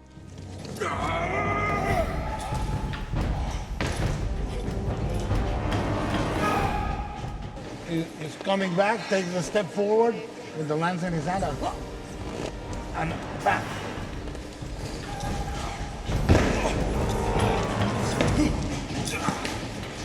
Very nice. There are no stunt guys on this movie. It's all me. Everything you see is just me. Yeah, you might see other guys walking around dressed up as Hellboy, but don't believe your eyes. I just, I take all the credit and do as little heavy lifting as I possibly can, because these dudes that they got doing it are really good at what they do. That's the challenge of the human element, in that you can only do these amazing things so many times before you have to rest. What we don't have the luxury of is time on a film. When you start production, the clock starts ticking, and we have so many shots we have to achieve before, time runs out, and that's it. Let's try one last time and we move, So we're always under enormous amounts of pressure to get the shot that we need in the small amount of time that's been given us. We do the top of him going through the gears, maybe the reverse of the lance, and we'll be in good shape. I feel very strongly about showcasing human potential and human skill and real skill. And Guillermo's given me an opportunity to do that.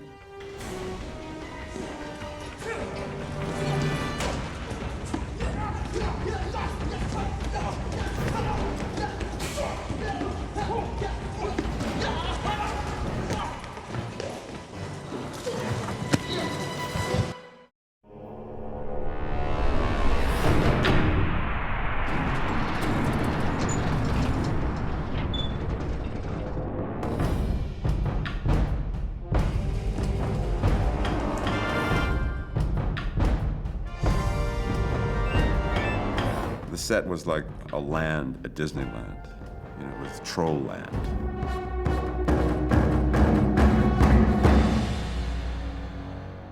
Working in the troll market was an experience that I'll always remember, just being on such a rich set. It was one of the biggest, most intricate sets I've ever worked on, and full of 200 extras that were walking around with, head wraps on. There was not one human being in the whole lot of them. I think the Troll Market is probably one of the most spectacular sets I've ever seen. Things that the lens will never see. People in the audience won't even notice, even if you freeze frame. I can't even begin to describe it. It's like chocolate mousse, you just have to eat it. It was Guillermo at his most excessive. One of the challenges that I think was interesting was that we knew we needed to create an entire troll market, which, frankly, those sets alone should have skyrocketed the budget 30–40%, but we kept the movie controlled, and that was a big challenge, was kind of keep an eye on the creator and keep an eye on the physical responsibilities of getting the movie to a good port. Well, the Troll Market is an insane place. It's situated on location in a disused limestone quarry. It has a huge cathedral-like space within it, and we've used that as the framework from which to hang buildings and add dressing and so on and so on and so on. It's a great shape, it's a big place, it's going to be logistically a challenging one to work in, but I think it's well worth the effort to go there. So construction has started here on the Troll Market. They started about 5 weeks ago, initially with the painting and then the buildings. And the main frameworks of the buildings are now up. It's now onto the plastering and detail phases, and also the painting. This is a map of the Troll Market showing the perimeter of the main space, and these areas indicate the columns of rock left behind to support the ceiling. And within that space, we are building all of these buildings. It was the most idiosyncratic, strange, twisted, weird. And it was all basically like a market, like you'd find in Morocco. The Troll Market is very heavily Moroccan/Indian influenced, where there's lots of curves in the architecture, lots of sweeps and rounds and zeros. It's highlighting a different space for the viewer, above and below. Whereas the human world is full of straight lines. If you look at the BPRD complex, there's straight lines on the floor. If you look at the auction house, there's straight lines, design lines on the floor. Whereas in the troll area and the below ground world, it's all full of curves and so forth. One of the tricks of the trade is to try and generate more space without spending too much money. And this is quite a good example of it. We're building a forced perspective corridor of buildings. In the foreground, full-size people. In the background, smaller people. And in the further background, even smaller people. And that gives you the idea of travelling back much, much further. In a space such as this, the big question is, how do you light it? It's hard to light from the top. It can be done, but how do you get up to adjust the lamps, on the day of shooting and so on and so on? So there's much talk about side lighting and lighting from within in the buildings. The color of the market was so uniform. From the earliest concept design, we knew that the depth was going to be created by steam and color lights. Because otherwise you get no sense of perspective. If you lit it all the same color, it would really model into a single plane. Every little nook and cranny was full of props and set dressings that were so realistic. The idea with all the coops is that they eat animals. They eat obviously cats and chickens and wild type of birds, but they hate canaries. Some of the cages could be of canaries that have been eaten. From the moment of the conceptual drawings, we knew that we wanted air conditioner units peppering the old European facades, because I think it was a really nice contrast to have modern AC units. With the art department's work and the set dressing, and it looks incredible, it really does. It's such an exciting space, and it's just madness everywhere. When we submitted the screenplay originally to the MPAA, we were calling these the opium or tobacco then. But then they came back and they said, well, that notion is R, is not a PG-13. So the idea I came up with is that there's a barber shop next to it and they're smoking human hair. So, people are here, they cut the hair over there, a troll or a human, and they bring it to pipes to be smoked. So people are smoking hair. And then we're adding to that madness by having drips of water everywhere and steam everywhere, and it's just going to be, we're going to be blamed for a lot of uncomfortable people and wet people, and you know, a lot of people are going to resent the fact that they're indoors and still getting wet.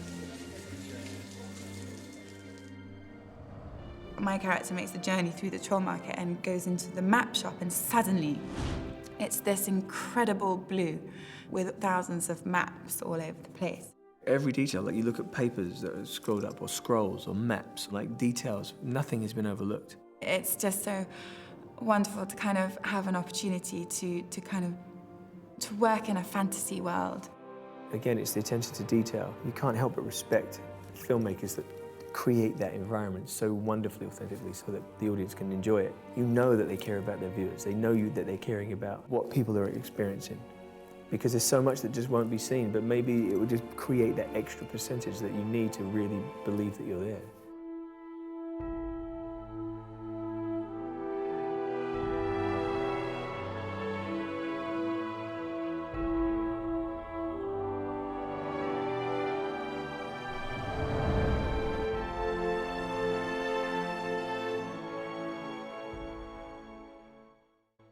Over my right side. Over your right side, down, like on your own hip.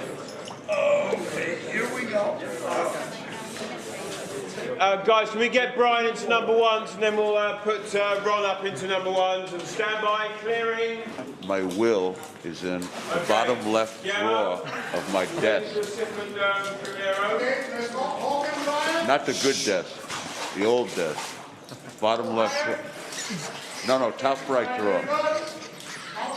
Wait a minute.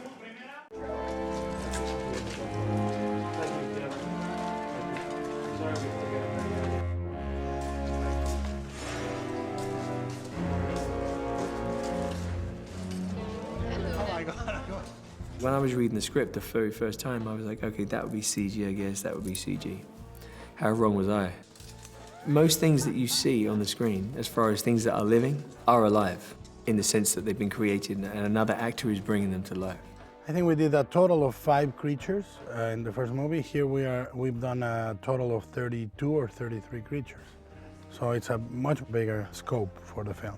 When Mike Mignola first read The Troll Market, I think he was against the idea. When he read it, he was mocking me. He was doing the music from the cantina. But I told him, I'm going to shoot it completely different than that. I'm going to shoot it in a way that we can design a great creature, we can design a great set, and we're going to treat it like it's not important. You know, because in the cantina, every mask, every creature gets a close-up. Each one is displayed.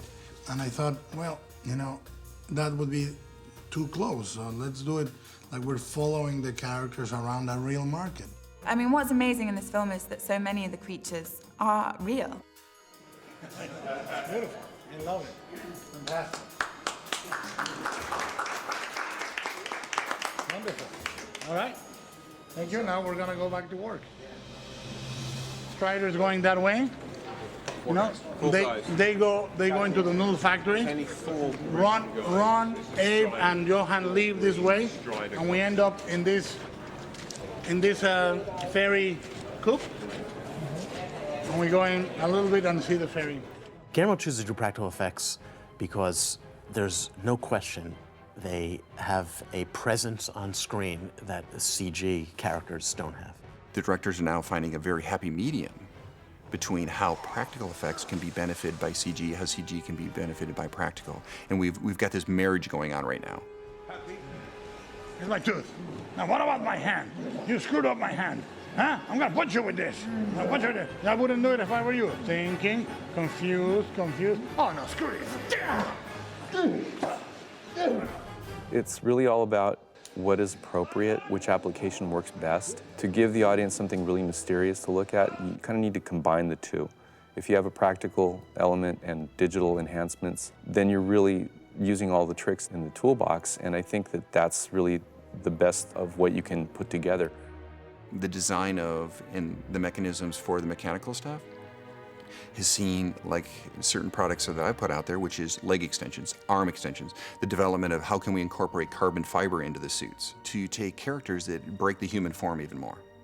Do people look at it and go, that can't possibly be a guy in a suit? That's got to be some element of some kind. And that's the wonderful thing, is because then you add a CG element over that, and it's the audience is just in awe. And I just love that idea to be able to create this character, let it stand on its own, and let people wonder how it was done.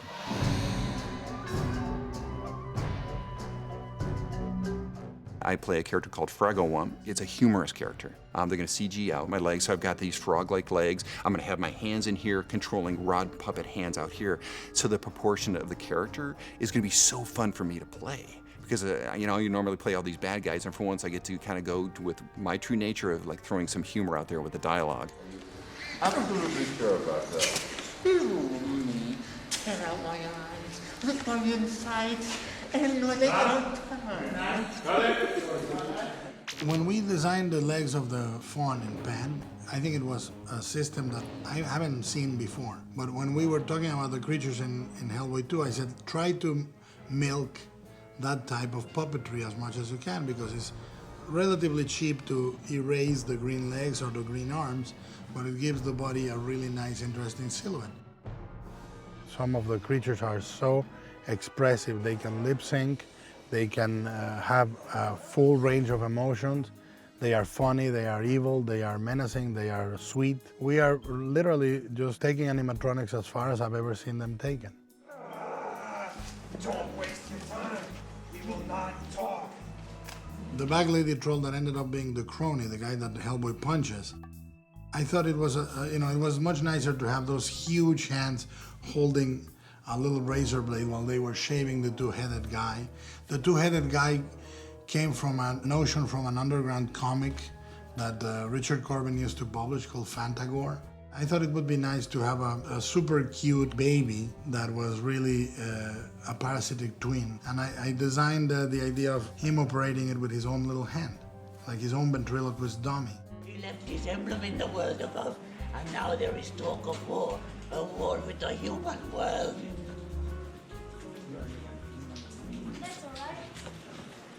Nice baby.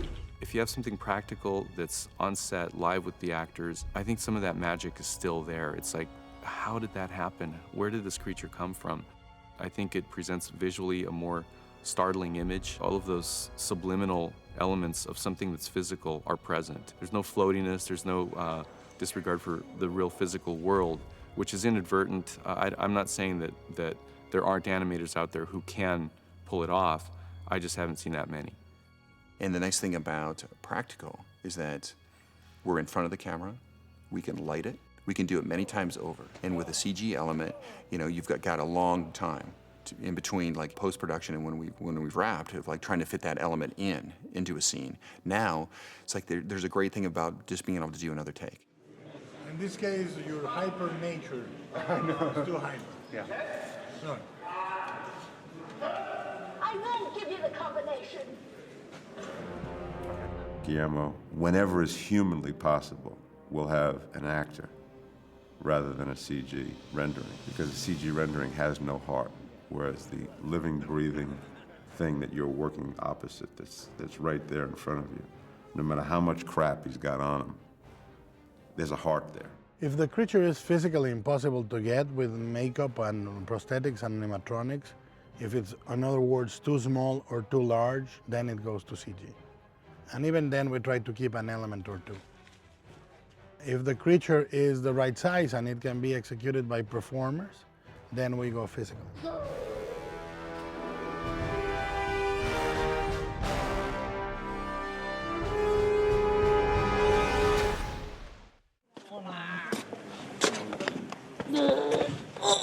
Give me some more.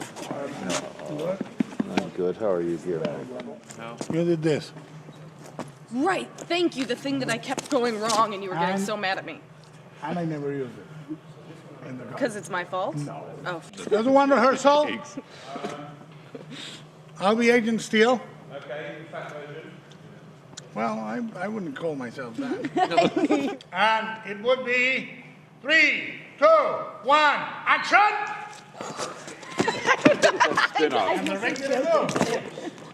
Yeah, that's good. I'm not doing that.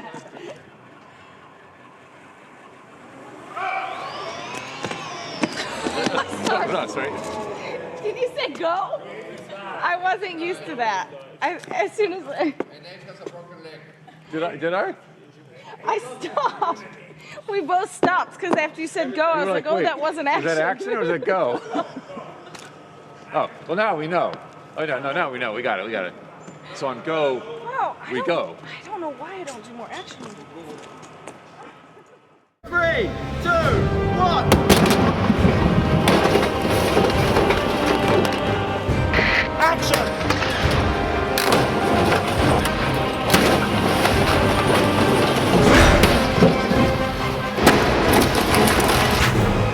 The car flipping and the elemental sequence is going to be quite a rush.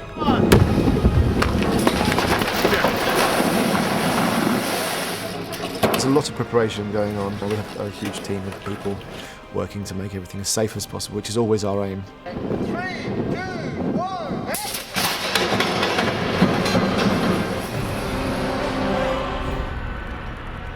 Prince Nawada, who's the Hellboy's nemesis in this one. He throws a seed pod, it grows, it turns into a huge elemental monster and chases him down a New York street, destroying everything around. There's cars being flipped. We have some flying into hot dog stands. It's just relentless. It's one thing after another, and there's a baby involved.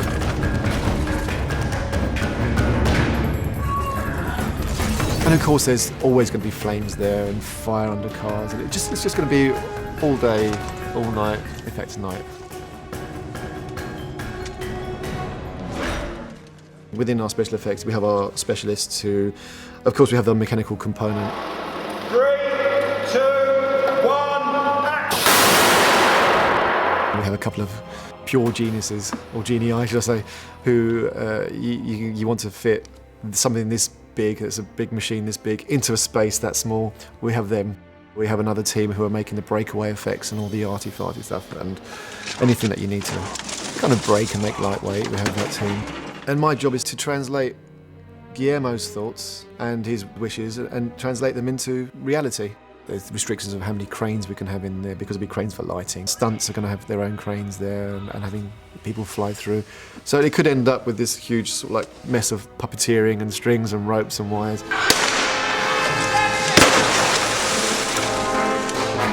It's visually a very different kind of movie. And with it goes a whole range of new effects. Every film has a slightly different range of effects, and this is quite exciting new effects.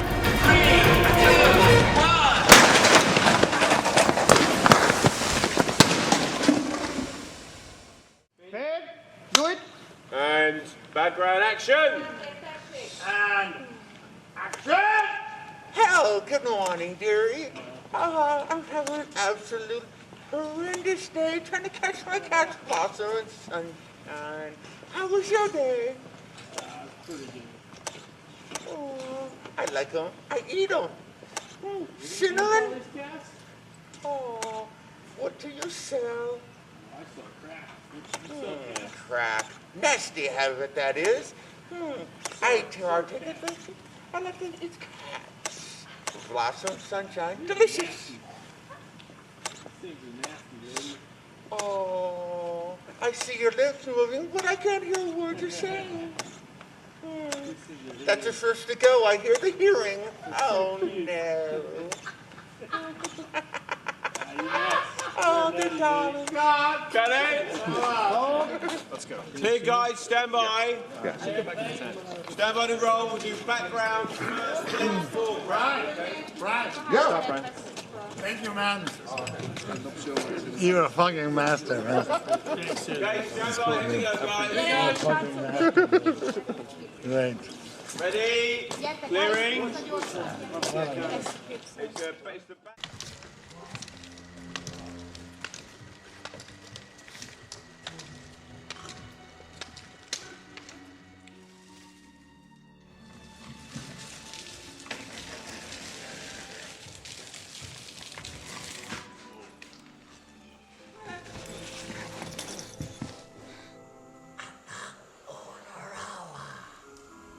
You know that name? And yours.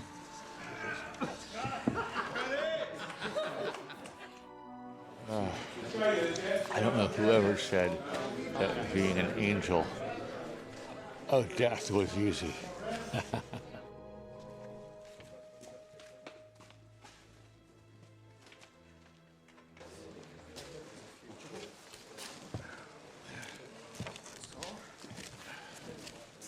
Is it long enough to go in the center? Somehow, Guillermo likes to stick teeth on me, take away my eyes, and cover me in rubber.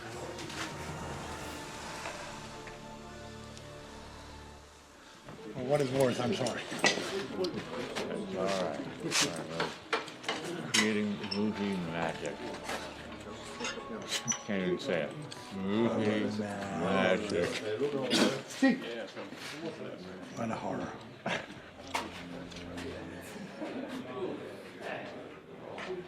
Pull the flame back and let's prepare for take.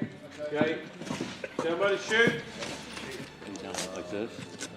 I'm looking at her. And looking at Liz. Yeah. So we need to go like this. And almost. What lens is that? 28.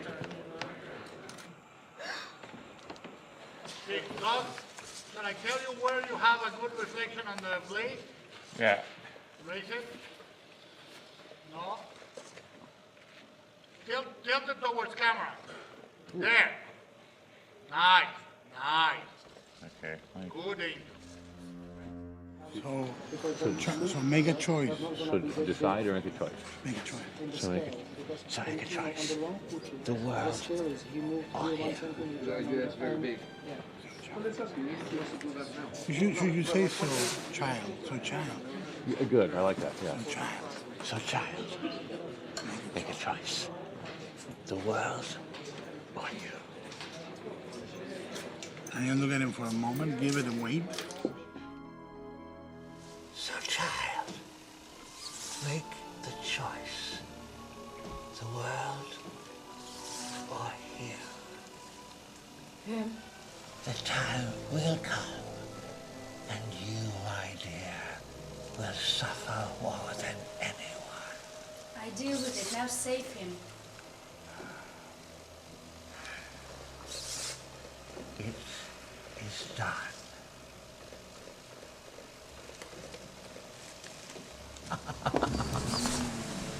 Cut, break. Very good, John, very good, thank you. John, it was excellent. Is this reminiscent of anything else I've done for Guillermo del Toro? I'll give you a hint.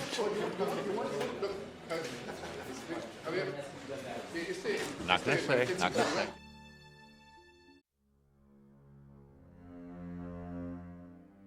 The Angel of Death is, as far as I'm concerned, the most impressive of the new makeups that has been created for the film.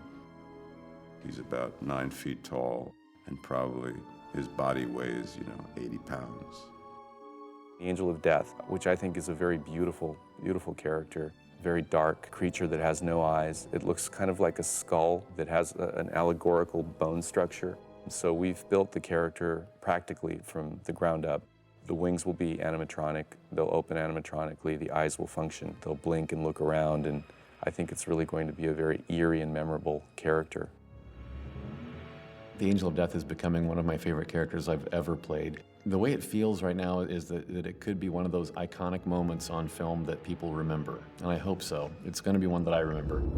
There's a kind of religious quality to shooting that sequence because of how unbelievably eerie and strange and mythic this particular character has been conceived and executed.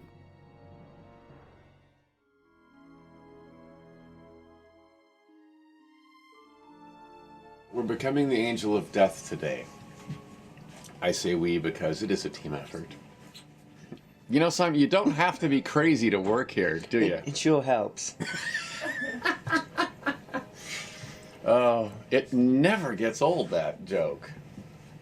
Well, the reason that they're smashing my nose in is because the Angel of Death has like a very tiny little rotted away nose looking thing, and so they want to flatten mine a little bit, and that's why this whole contraption has to be that and gluing down of my ears. Hollywood, glamorous. remember. When you're sitting through 5 hours of makeup to become a character, and you're seeing it being built on you, and your physical form is changing before your very eyes, it helps you give you a visual understanding of who he, or she in this case with the Angel of Death, is. I believe that angels are kind of not male or female, they're kind of like unisex.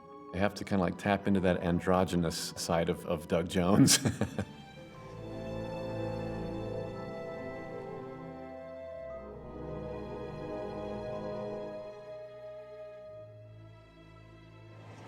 Because the face is so pronounced and built out, they had to build out the teeth quite a bit too to give her that sort of lipless, corpse-like look, sort of. And when they go in, it's very hard to enunciate or pronounce words around them because my lips don't close all the way over the teeth.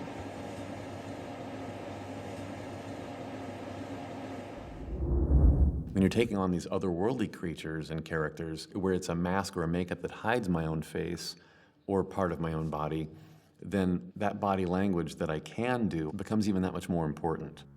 Acting is a full body experience. It's not just about the dialogue coming out of the mouth. The story that we're telling, the communication that we're doing comes from the eyes, comes from the facial expression, comes from the hand gestures. All of that communicates something to somebody. It's like there's a certain beauty to the Angel of Death, even though she looks kind of hideous and kind of corpse-like in a way. But you can tell in her day, when she was created, she was like a glorious angel that was beautiful, but has been waiting a long time to fulfill her purpose. So she's a bit cracked and faded now and withered, and she doesn't know it though. She still thinks she's just gorgeous. I think that a trademark of Guillermo's is creatures or characters that have an organic edge to them and also an architectural edge to them. That would be something like this.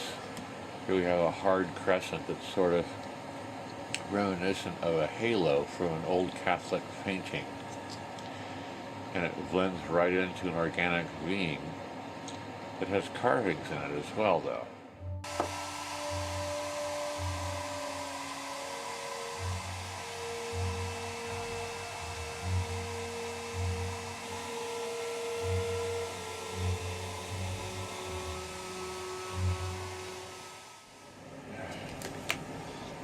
This is why I have my arms shaved right now.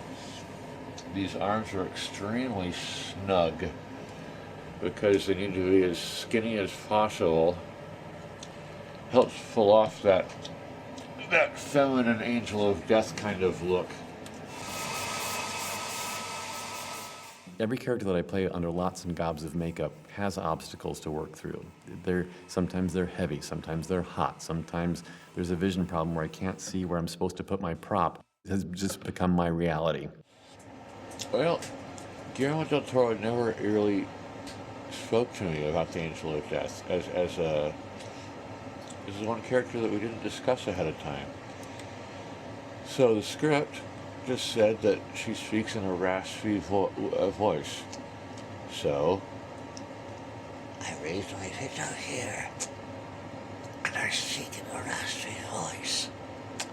With the teeth, and I can't really do it justice, but I give it kind of a little something like this to get it higher, and then rasp it up. two things at once.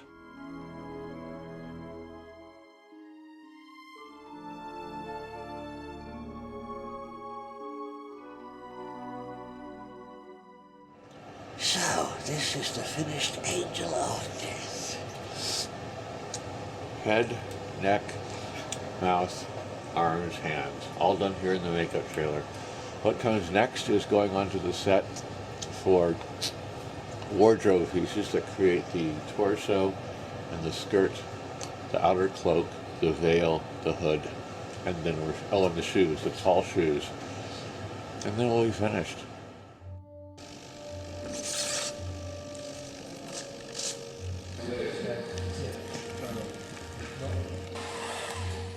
The Angel of Death wings are more than just wings in this character's case.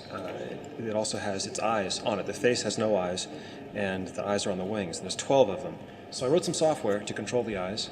Basically, settings for all 12 eyes, which includes the range of the eyelids, the orientation of the eyes, left, right, up, down.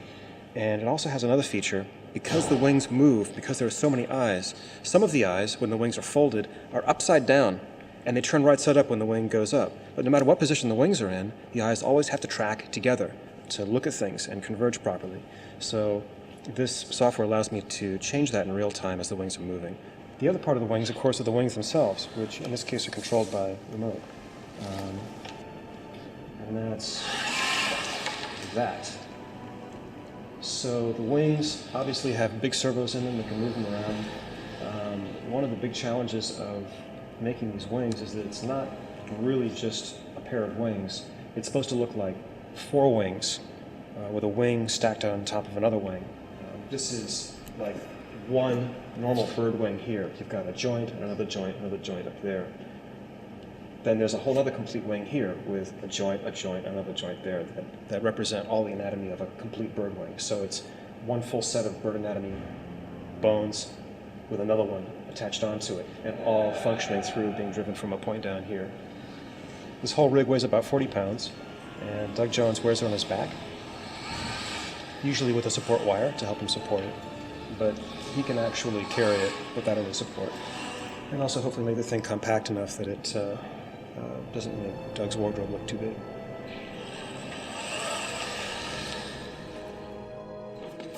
Okay, now I'm going to get the wings into position. That's the moment we've been dreading since you took them off last night, right, Doug? No idea. Yeah.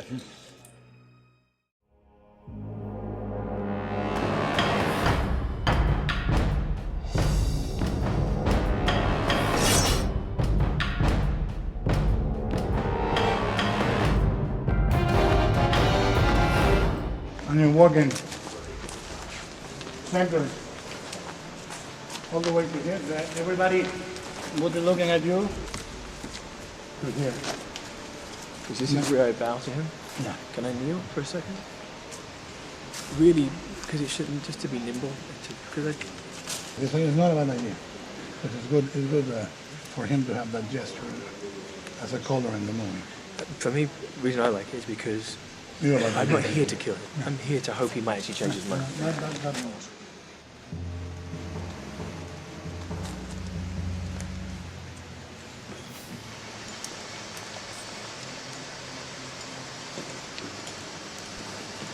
Dear.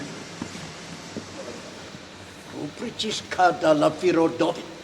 Kada rova. The humans.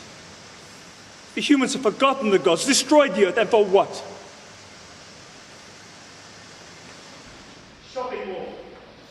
Greeders burned a hole in their chest that will never be filled. They will never have enough. Is the honor not nood? A knock near in the honor? Is the honor not nood near for COVID? Honor? Look at this place. Where is the honor in it? This is where you hold court? In a derelict building in the shadows, in their refuse? I, your son and heir, dwell in the sewers with the trolls and the derelict ones. Ahatiyo.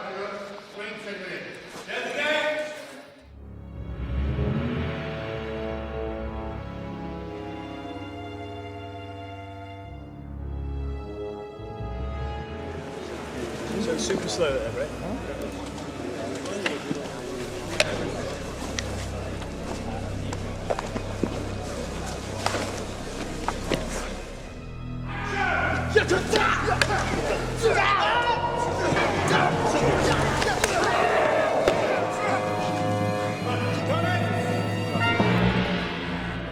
Sideways and cuts the head of this guy.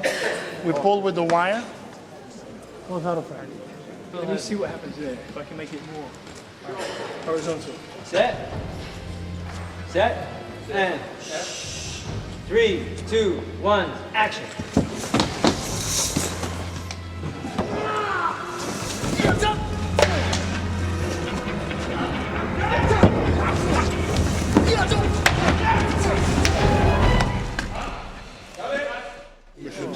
Cut the tip of one retractable. Okay. And fix it here. Okay. Let me just get that.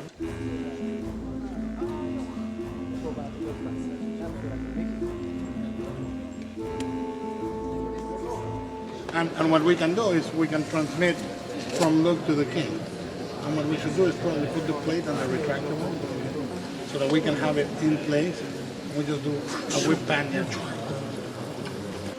2, 1, action!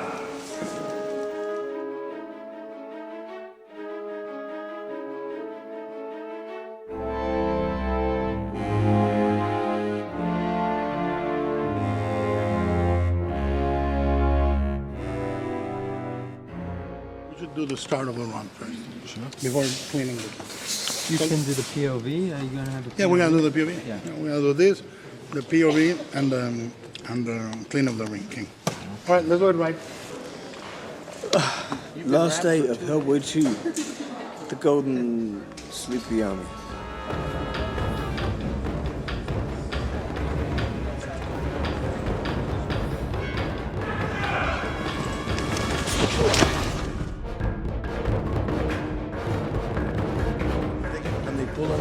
Of course, we'll pull as hard as we can pull, but you see the limitations we have because of the track setup. Yeah. We'll try. All right. Let's see how we go, Hizo. Okay, shooting. From this angle, make sure they don't cross the bands. Don't cross it. Because if they do it at the same height, we're gonna have to spend a fortune replacing one band. 3, 2, 1, action! Cut. Oh, that's good. Play back. Nice. That is a good intro. Okay. Print, check the gate. Yes? Oh. My neck.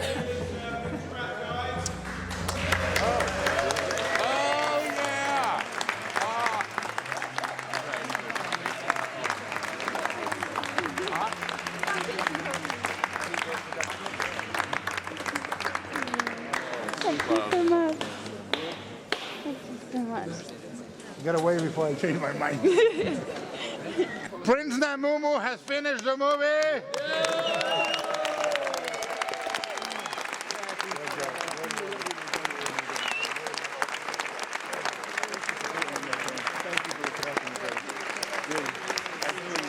Keep his lenses on. Yeah, but what about weight?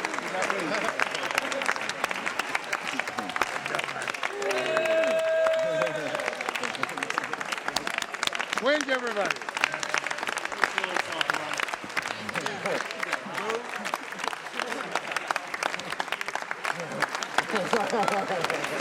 And now, for the final number, we're gonna put the camera here, and all the elves are gonna sing with the singing dick. All the elves just go with the music like this, and the singing dick will delight us with Can't Smile Without You. Camera goes here, lente. You know, I was in the very first shot of this movie, and I'm in the very last shot of this movie. That's another first for me. From June 8th to November 22nd, 2007. This is a surreal moment for me right now. Everybody, this way, then that way. Ready? Very nice. All right. Very good. Ready?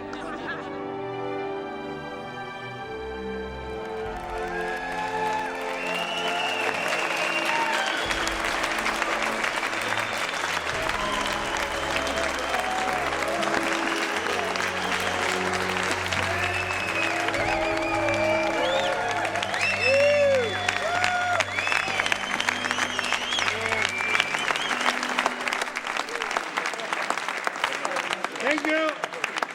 I want to thank everyone from every nationality, even the English. I want to thank you very much. It was a very tough movie.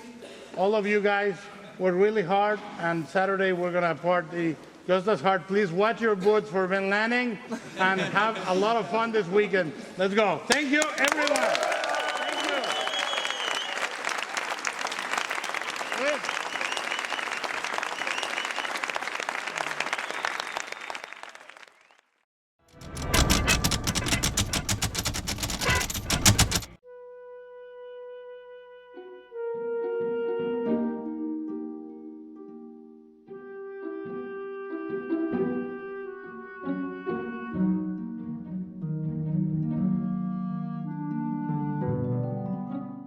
Es vokenta are. Shini eso. Kengaremi olifanyefni. Red, keep firing.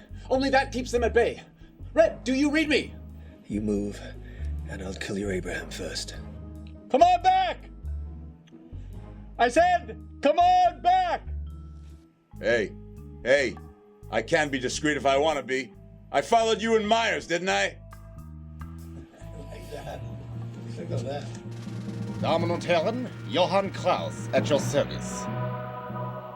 Johann is a character that we found as we went along because it was the last suit to come before camera. One of the first voices we spoke about was Seth MacFarlane. But I really gave up because I said that guy is a cottage industry. Why would he be interested in doing, voice work? Usually when people come to me with this kind of stuff, it's like a couple lines, but this was a substantial amount of material, and it seemed like something that, for a number of reasons, was just a cool, fun thing to do. We'll make it worth your while. I assure you, we're quite capable. My God, now build the dome!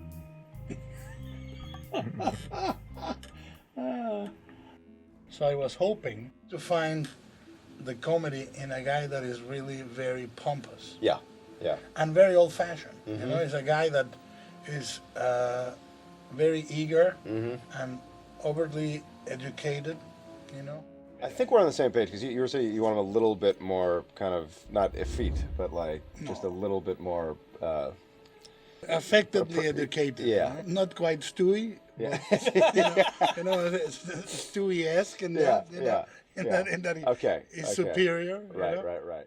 The only instruction I gave him, ironically enough, when we were going, I said, not Stewie. Do not make it Stewie. He's arrogant like Stewie. He's refined like Stewie, but let's see if you can do a Euro trash type of accent. I think back to the German that I took in high school. Heute werde ich in die Stadt gehen, brachen Sie eine Krankenschwester. It's been a while. One of the things I didn't know is that Seth MacFarlane speaks fluent German. He spent some time, I think, in Cologne. He has the perfect accent. Ich und Carsten gehen heute Abend zum Diskothek. I understand. It'll come back. I had taken 4 years of German in high school by coincidence, and never really had a chance to use any of it until now. So I had to kind of dredge up some of the old dialect lessons that I had had back then. They say mein Kleiner or meine Kleine? Meine Kleine, I don't know, man. You were the one living in Cologne.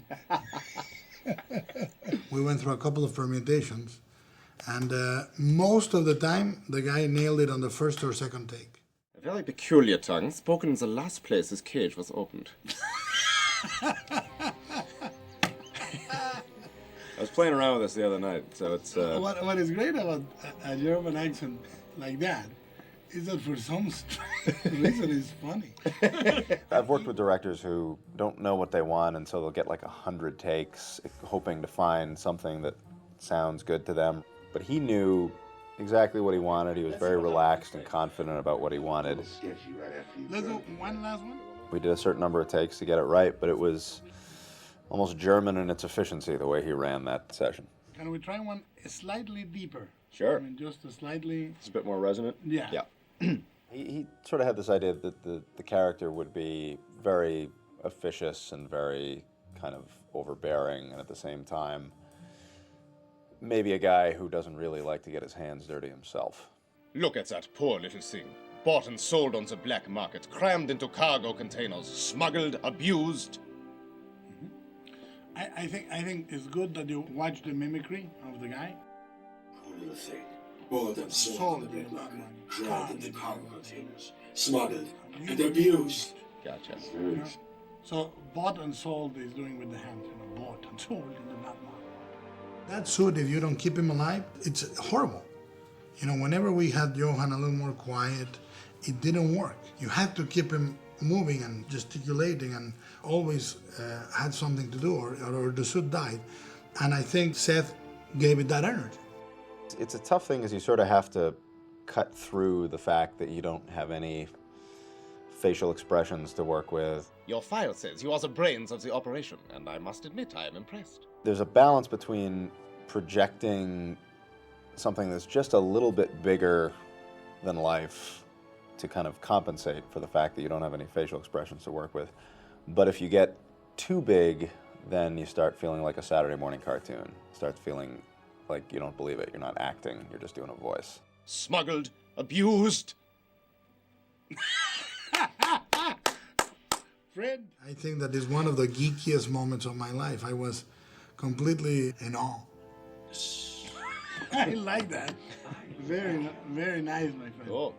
I think it was a bit of a risk for him, you know, gambling on Family Guy alone. Gentlemen, welcome to the troll market. It was just an instinct that he had, and you know, I had a blast doing it. Yeah, okay. Let's see what our little friend here can remember. Friend? I'm a fun boy now.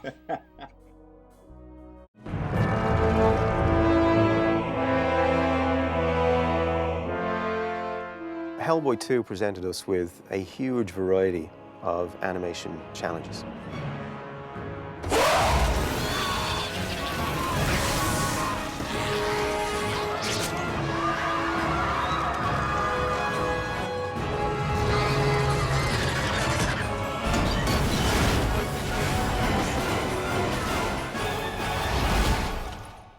In the beginning of the production process, Guillermo was in Budapest for 6 months and we didn't get to see him at all, outside of the turnovers. It was Guillermo sitting in front of a camera and watching the edit or watching previews, whatever he had that was going to get feedback on. He knows what he wants. He has a picture in his head and he's able to communicate that. And that comes across in the turnover very, very clearly. He would act it out. He would pantomime it. He would do voices. And what I wanted very much was have a couple pulling his hair, like, let's bring him down. Like, using their legs to support in the you know, like Gulliver.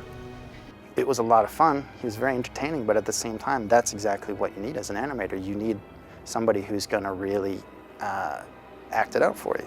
And that's one of the things that Guillermo really loves to do. That gives us a springboard and a starting point to work from. It's worked out really, really well, and we're going to try and do it in the future, regardless of remote location, because it's just really handy to bring up that little video and just get it direct from the source, exactly what Guillermo wants to happen in that shot. And then as we've sort of moved through the project, he's really, our interaction with him has been more through presenting him with what we've done and then getting him to give us feedback in a screening room directly to us. So he would come in and sit right here, right beside me, and we would just talk about the shots in dailies, on the big screen, and work through everything, and that was fantastic.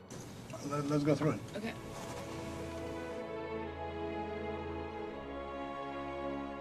There's one shot in the movie that actually was the one I worried about the most, and that's Abe in the tank in Broom's library. Abe is floating around this area. And he's floating, you know, kind of in a, not a completely fetal position, but he's a little curled. But you can see him swimming very softly. It's a single shot of Abe, but I knew the original movie did such an amazing job that I felt like, wow, we have an awful lot to live up to here. We'd better nail this, or we're not going to be taken seriously at all. One more pass at compositing. It's very close to fine. I love it. Yeah, it is. I love it. So that was the shot I sweated over the most, but I think we pulled it off.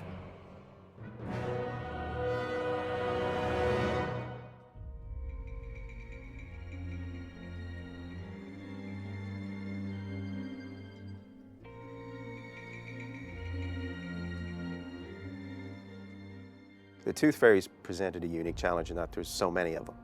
You know, we're talking thousands of characters on screen at any one time.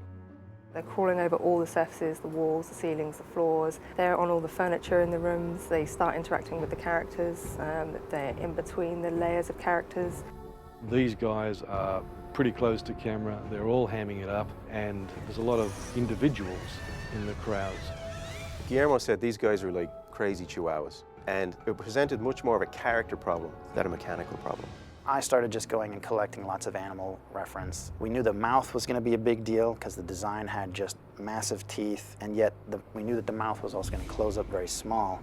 So I had lots of footage of orangutans. When you see an orangutan show its teeth. The mouth goes from a very small, closed, passive-looking face to this enormous thing very quickly. And performance-wise, there were a couple of little clips of birds that I liked where you had this really hyper-metabolic state. They never really quite stand still. Even if they turn their head, they almost bounce as they do it.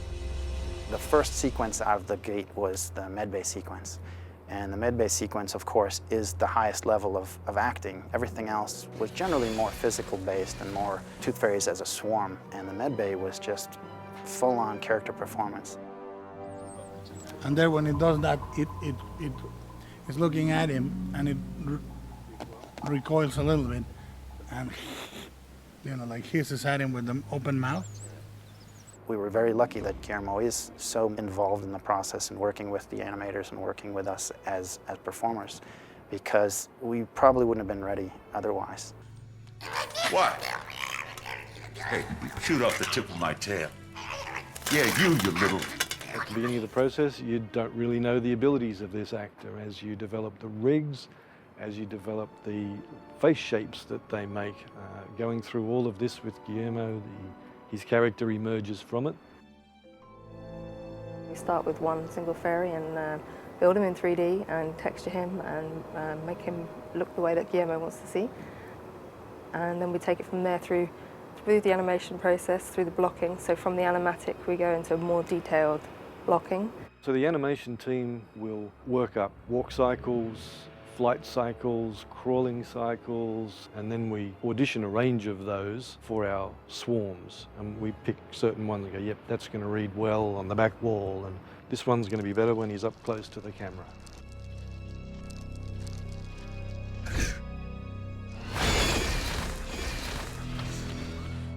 We had other kind of different coloured grayscale fairies in order to indicate swarms and which ones were coming from which direction so that we can get feedback from Guillermo. Guillermo will look at something that you've done and something about that will go, oh no, we don't want to do that, but that thing, and that will turn into a character trait. And here, more or less there, they land on Abe's arm and they start chewing, and you should see them taking bites like a little Romero zombie.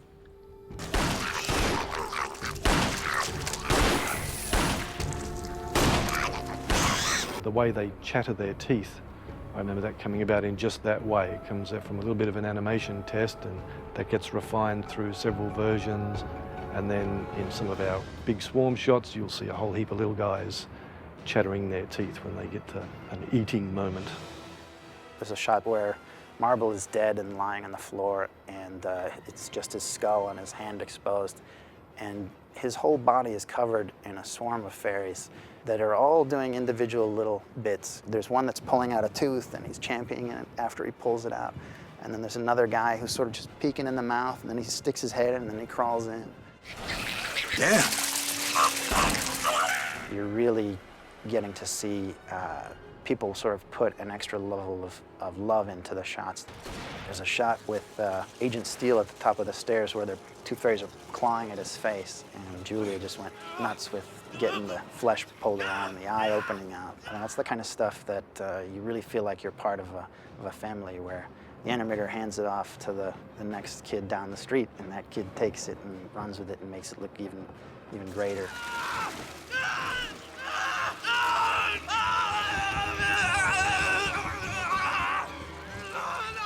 It was the one thing that the animators can take home at the end of the day, that there's my guy, look at what he's doing. So it was the saving grace for us, but I also think it was the saving grace for the shots, putting in that extra level of performance on tons and tons of little tiny fairies that 90% of the world will never ever see.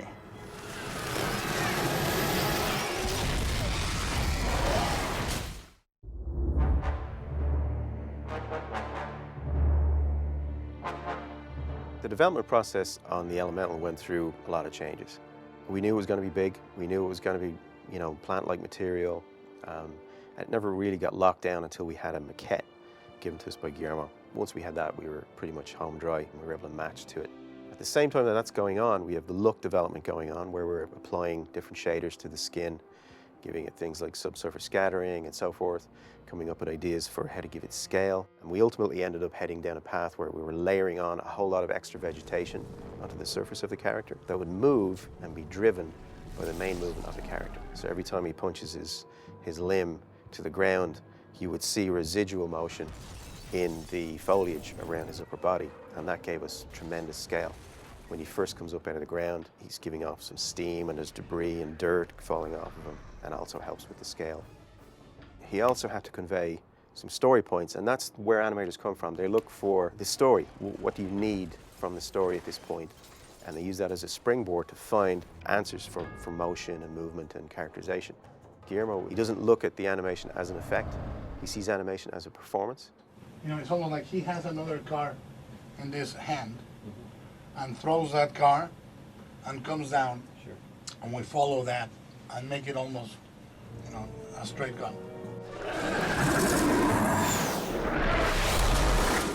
On other productions, typically you would have 2 or 3 people between the director and you.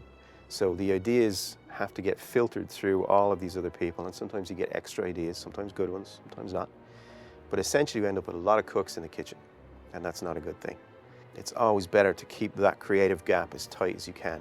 I think it should be 2 grabs, one like this, one like that, then go through the O, try to grab him, and when it fails to grab him, it grabs the O and yanks it.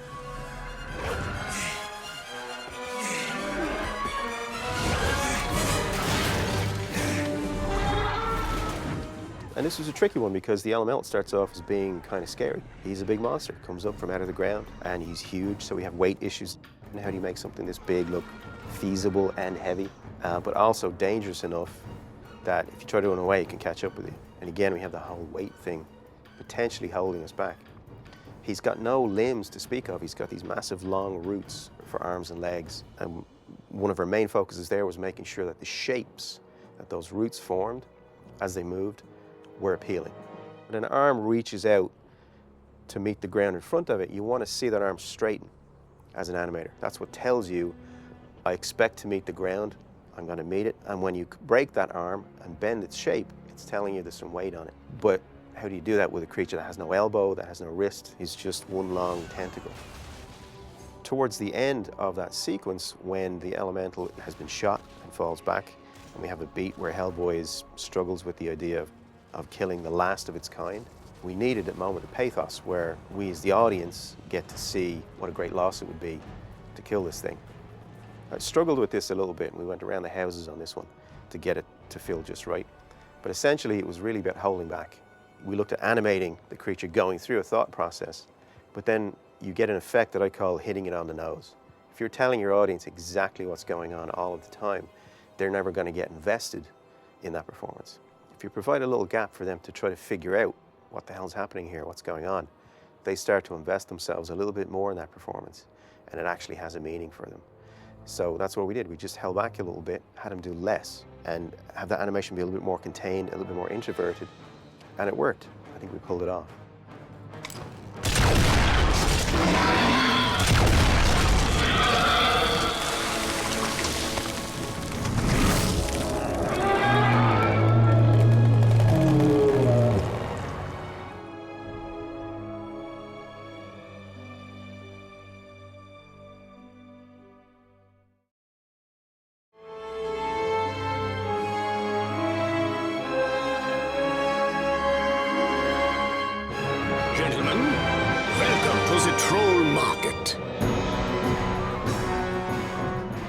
As soon as that gate pulls back, you're blown away by how rich the environment is and how much texture there is. Troll Market was great fun because it was something that wasn't so much about doing 20 or 30 shots of the same thing. We had so much variety and so much change, and just helped something that already looked good hopefully look a little bit better. We had tons of pixies flying around. It was something, you wanted the air filled with stuff. The pixies, they're great fun, and they've got a lot of, they hark back to Pans. I think it's a favourite character for Guillermo. Guillermo is, he's a huge fan of H.P. Lovecraft, massive fan, and you think he's always trying to jam in some kind of creature design from H.P. Lovecraft into his movies. I think if you look at all his movies, you'll see the influences in there. So we invented a couple of shots where we start high up looking at a pixie coop in the Troll Market, and 2 Lovecraftian creatures walk by, pick one of these creatures out of the air and eats it, and then leaves, and you never see it again. Guillermo loves the Bogarts. The original idea was that he was going to be something like an organ grinder's monkey. So that was going to be the original take of him. And he's got a little fez on and things like that, and everybody kind of just reacts to him and go by. But as we started doing things and we did walk cycles and things like that, Guillermo started saying, look, actually this guy's really good. How about if we try him there, and how about if we try him there and try it there? So I think he's probably in, I think maybe 7 or 8 shots there.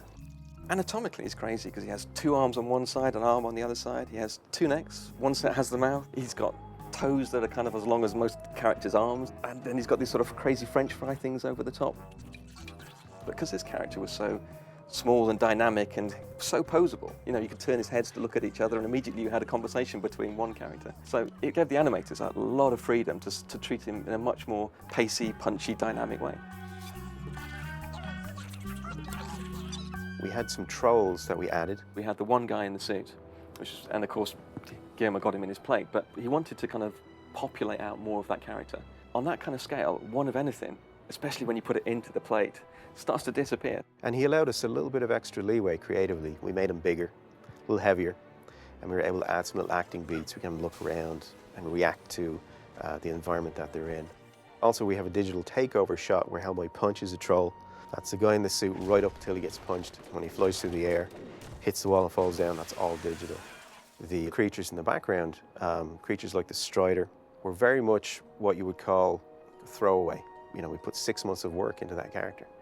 It had a complete muscle system, looked amazing. The skinning was fantastic, and the animation was cool. And it's only in the movie for about 2 shots.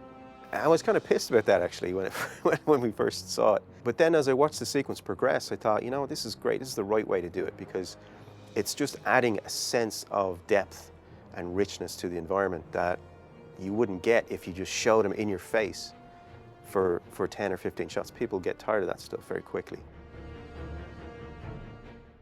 I think what we've ended up with is a sequence that you can go back to 2 or 3 times and still see something new. It's packed full of life, you know, it's up there, it's on the floor, it's down low, it's great.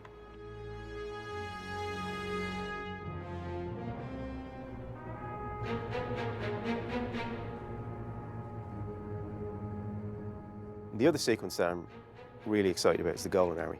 We had a very compressed schedule on that sequence. Everything got backed up towards the end of the movie. And the challenge there was, again, was a scope issue because we've got dozens of creatures in the chamber. We've also got hundreds on the outside of the chamber. It's a very tightly organized fight sequence. And these things have to look big and dangerous and cool. And we didn't have a lot of time. The most complex thing was probably the modeling and the rigging of the character, because the character is made of so many individual mechanical pieces, and the way that it moves is so unlike the way a human moves, because it has to move in a mechanical, robotic manner. And all the tools that are available in off-the-shelf packages, and also the development work we've done, is based on rigging human characters. So we were starting from scratch on a lot of that stuff. It's a really complex rig for the Golden Army. We had multiple controls for the way the plates go. There were multiple rotational pivot points. You know, it's not like a ball joint. Each axis is broken out into a different pivot. So it looks cool, but it was pretty hard to animate. We set out and did a series of animation tests.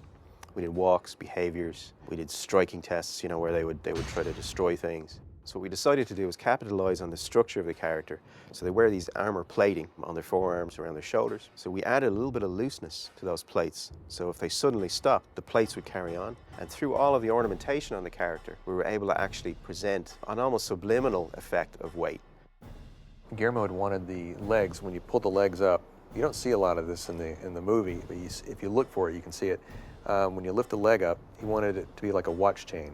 So he starts to lift and it uncompresses and slides a little bit, and then the foot picks up.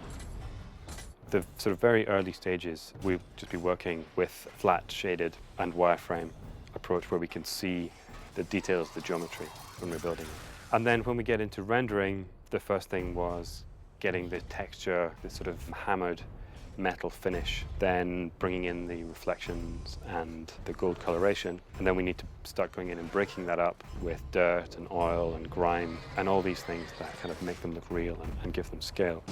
And then when we're passing that over to comp, we split it down again. So we give them the reflected light separately from diffused light. We give them a whole bunch of extra passes that they can use to isolate different bits of the robot in order to address comments like darkening their legs or lightening one specific bit of the robot. The 3D team involved in creating the animation and lighting and rendering the passes, and it's the responsibility of the 2D team to make the passes fit the plates and look realistic within the shots. So you start off with the green screen, the rig that Hellboy would jump onto instead of the robots.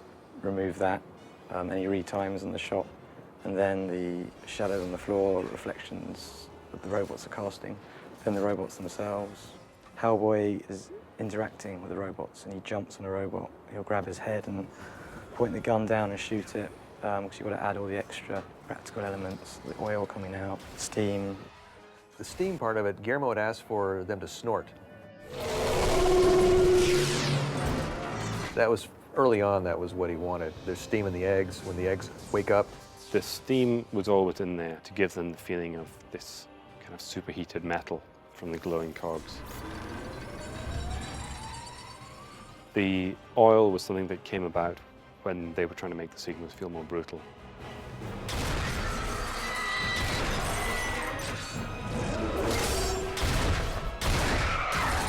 One of my favorite shots. It's the one where the robot that was Johann, it got split in half, comes together. And you get to sort of see all the cogs, all the mechanics inside, sort of forms back together. The camera pans across the shots. We're to another robot who's attaching a broken arm. You get a big close-up of all the mechanism coming out sort of from the body to reach the broken arm as he attaches it. It looks great. The shot with the head, the crawling head, I think is the longest animated bit. It certainly got the most characters in it, and the most animation, the most man hours, and that's all hand animated. It's not procedural. It's an animator going in there and posing it out and making it work. I'm really proud of just the look of the robots. I think they look fantastic. They look mean, and they look aggressive, and they look real. The key to making those scenes work was crafting them individually and guiding your eye around what's a very busy set piece. None of this is real. The tools are fake. There is no simulation. It's all just kind of an interpretive study. It was the animators that went in and placed them appropriately, worked the cameras to make sure that you're looking in the right place at the right time. It's very easy to distract your audience away from the story point on the screen. So it was painfully crafted, and hopefully it's a big success.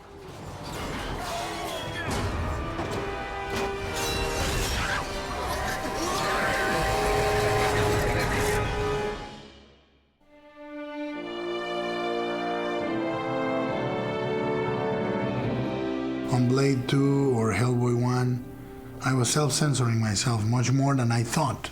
But after Pan's Labyrinth, I said, well, let's lose the hair, let's let the hair loose. And these guys gave me a green light to essentially anything I imagined. If it was within the budget of Hellboy 2, I could do it. Within that budget, we created a giant elemental, a troll market, an army of tooth fairies, an army of golden mechanical soldiers. I mean, really, a lot more creatures that are closer to my universe, if you may call it that. Nevertheless, everything comes from Mignola. Mignola is the root of all things in Hellboy, and at the end of the day, it is very fortunate that his universe and the universe I love in film intersect so much. And the 10% on film that we defer, most of the time, unfortunately for him, he loses. But I hope he's happy with the world, because all we do is honor his creation. The movies I do on Hellboy 1, Hellboy 2, at the end of the day, they're just altars with little candles to the universe of Mike Mignola.